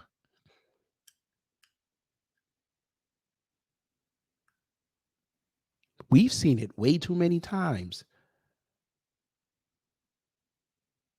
We tell you, stay on code. Not just because we need the numbers, no. Because at the end of the day, that's all you got left. You could strip away all these titles people want to give themselves: content creator, I'm a conservative, I'm a liberal, I'm a Democrat, I'm a Republican, I'm a liberal. We don't give a fuck. You take all that away, especially us men. All we have is our word. All we have is our code. And if your code is shaky, that means you can be bought. This is why a lot of our content does not get put in the algorithm, because they don't want us waking people up. But people are slowly waking up and realizing this shit ain't gonna work. You just heard mediocre tutorial reviews. He just finally figured it out. Pretty sure in a few months, Melanie King gonna be start talking pro-black. We're not gonna let them forget what they did, though. They propped up a white woman.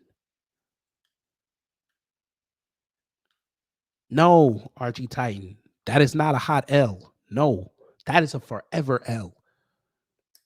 The black manosphere is dead. You can go send that to O'Shea and them and tell them I said it. The black manosphere is dead, because all the other channels who didn't associate with old Pearly Things, they're going to get lumped into that too. It's the same thing that happened when Frank James got caught doing what he did up in New York. That entire sector went down. All those brothers that use that platform to get their messages out, including Obsidian, lost out because one person did not stay on code.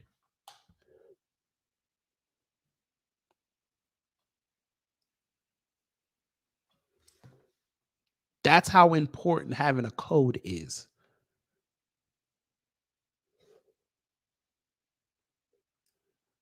Let me see. You said you think a B1 on Code Gamer YouTube can make it on YouTube or not? No. Because from what I've seen, especially on Twitch, no.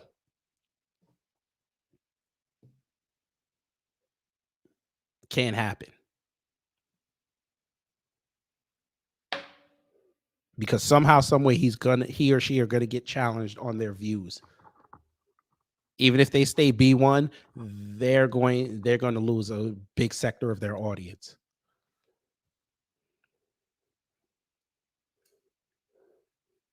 If you're going to be a gamer, be a gamer. Leave your politics out of it. That's why on Twitch, they don't let you talk politics. They want to keep that separate. If you want to do the gaming thing, that's cool.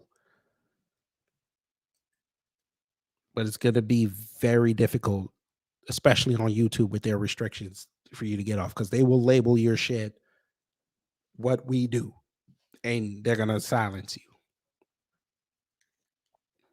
Now, if you want to shit on Hulk Hogan for being racist, go do your thing. They'll love that content. But to talk like us while playing video games, nah, ain't gonna work. Nah, do your thing, brother. You might be the one to break through the wall. Do your thing.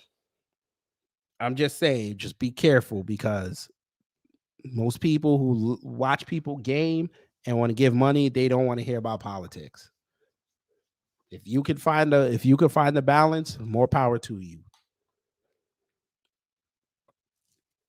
I just wouldn't attempt it.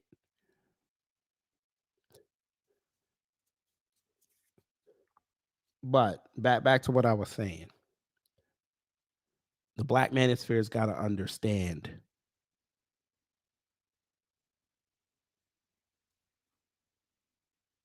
being on code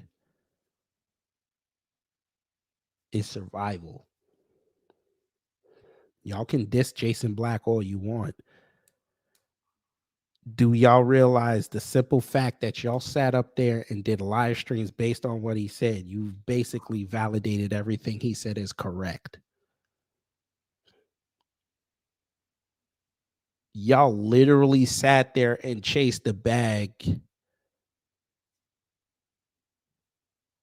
and put your integrity, or like MTR said, your ethics in jeopardy. Now, when you go out in the real world, people can't trust you. I hope y'all realize you're going to lose opportunities.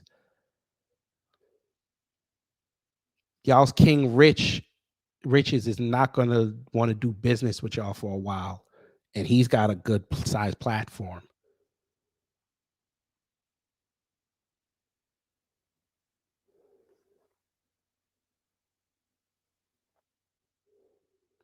Melanie King, you're going to have to rebrand, ma'am, unfortunately, because unfortunately, when I said earlier about females, y'all could get away with some stuff. Y'all rebranding becomes harder, probably just as hard as a male's, but you'll have a little bit less of a restrictive stadium to move about in, because people are going to give you a little bit of a pass because you're a female. But unfortunately, your work is still up. You can hide it, but there's been enough videos on you where you can't hide from that. You associated with a racist, Melanie King, Auntie, whatever the fuck your name was, and that other chick, MTR named. Y'all associated not only with a white woman, you associated with a racist.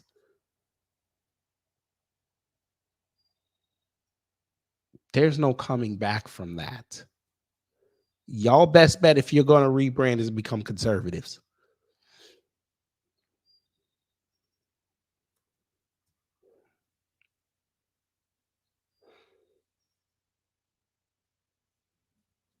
That's the only way I think you can probably salvage something.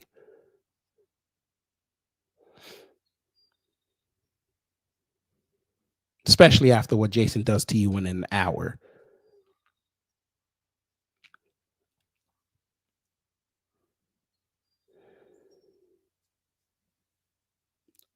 Obsidian, I'm disappointed in you.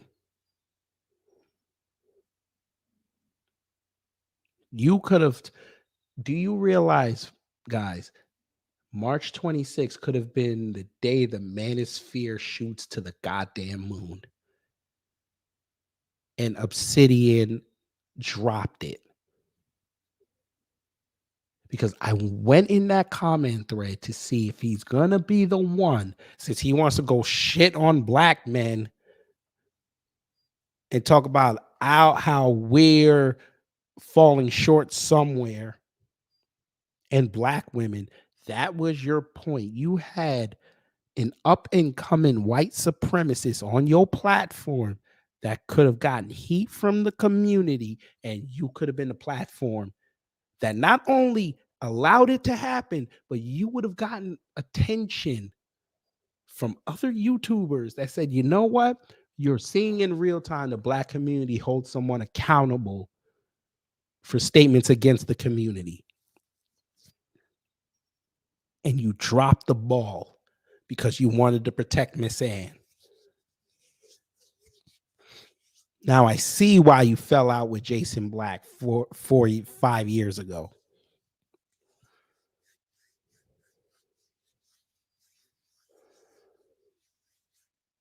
You sat there and protected a white woman at the cost of your brand.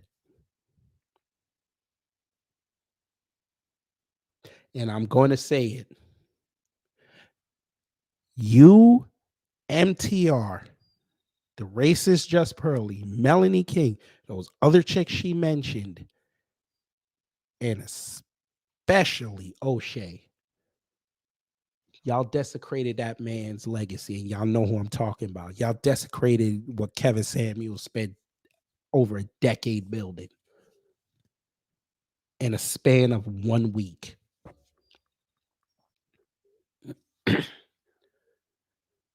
Not only did y'all platforms take a hit, you killed some of that man's legacy. Oh, O'Shea was cooning yesterday, sitting there yelling at black folks who were trying to hold Pearly and him to account for what she said, because he was sitting there defending her.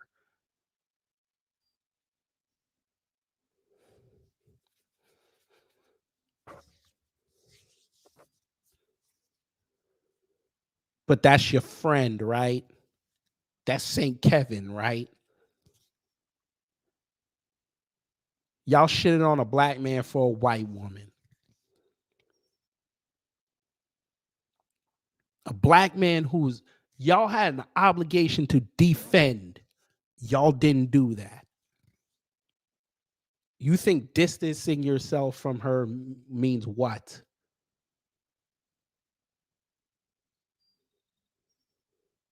What does that mean to us?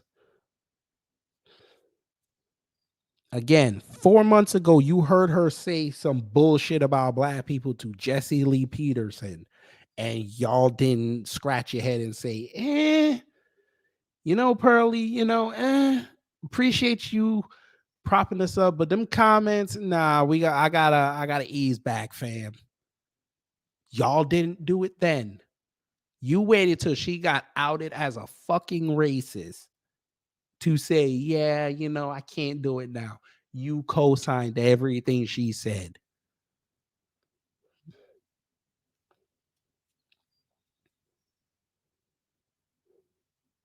How can you sit there as a black person and watch her sit in front of a black person and say what she said, and you did not call her and say, what the fuck was that?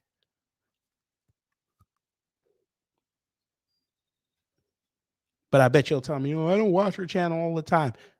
You don't watch social media? Because we brought that shit up.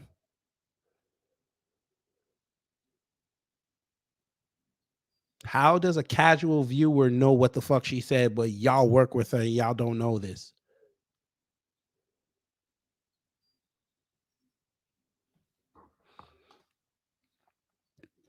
Y'all can't play ignorant here. As much as y'all would like to, y'all cannot play ignorant here.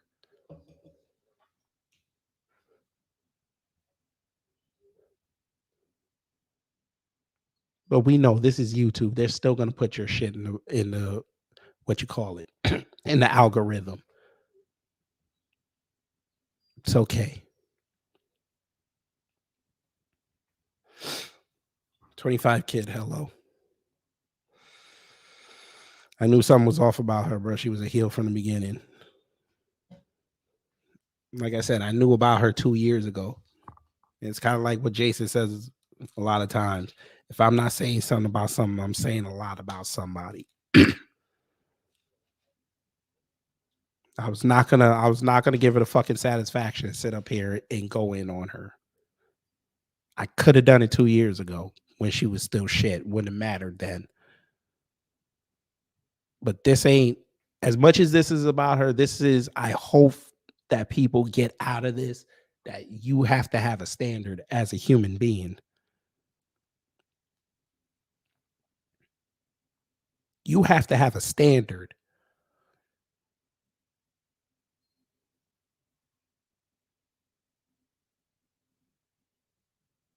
They say money is the root of all evil for a reason.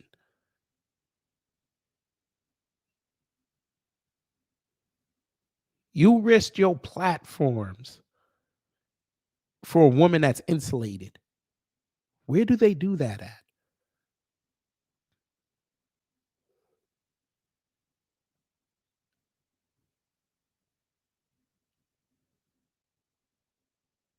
Y'all were the few YouTubers that were getting views, because we know everybody's views are down. You guys were getting consistent views, 6 figures on subscribers, and y'all risked all that. You risked opportunities associating with a racist. Now, when the rest of her bullshit comes out, because this ain't the only thing, there's going to be more that comes out. What, y'all going to go in on her now? Y'all going to act like you were standing with us the whole time? No.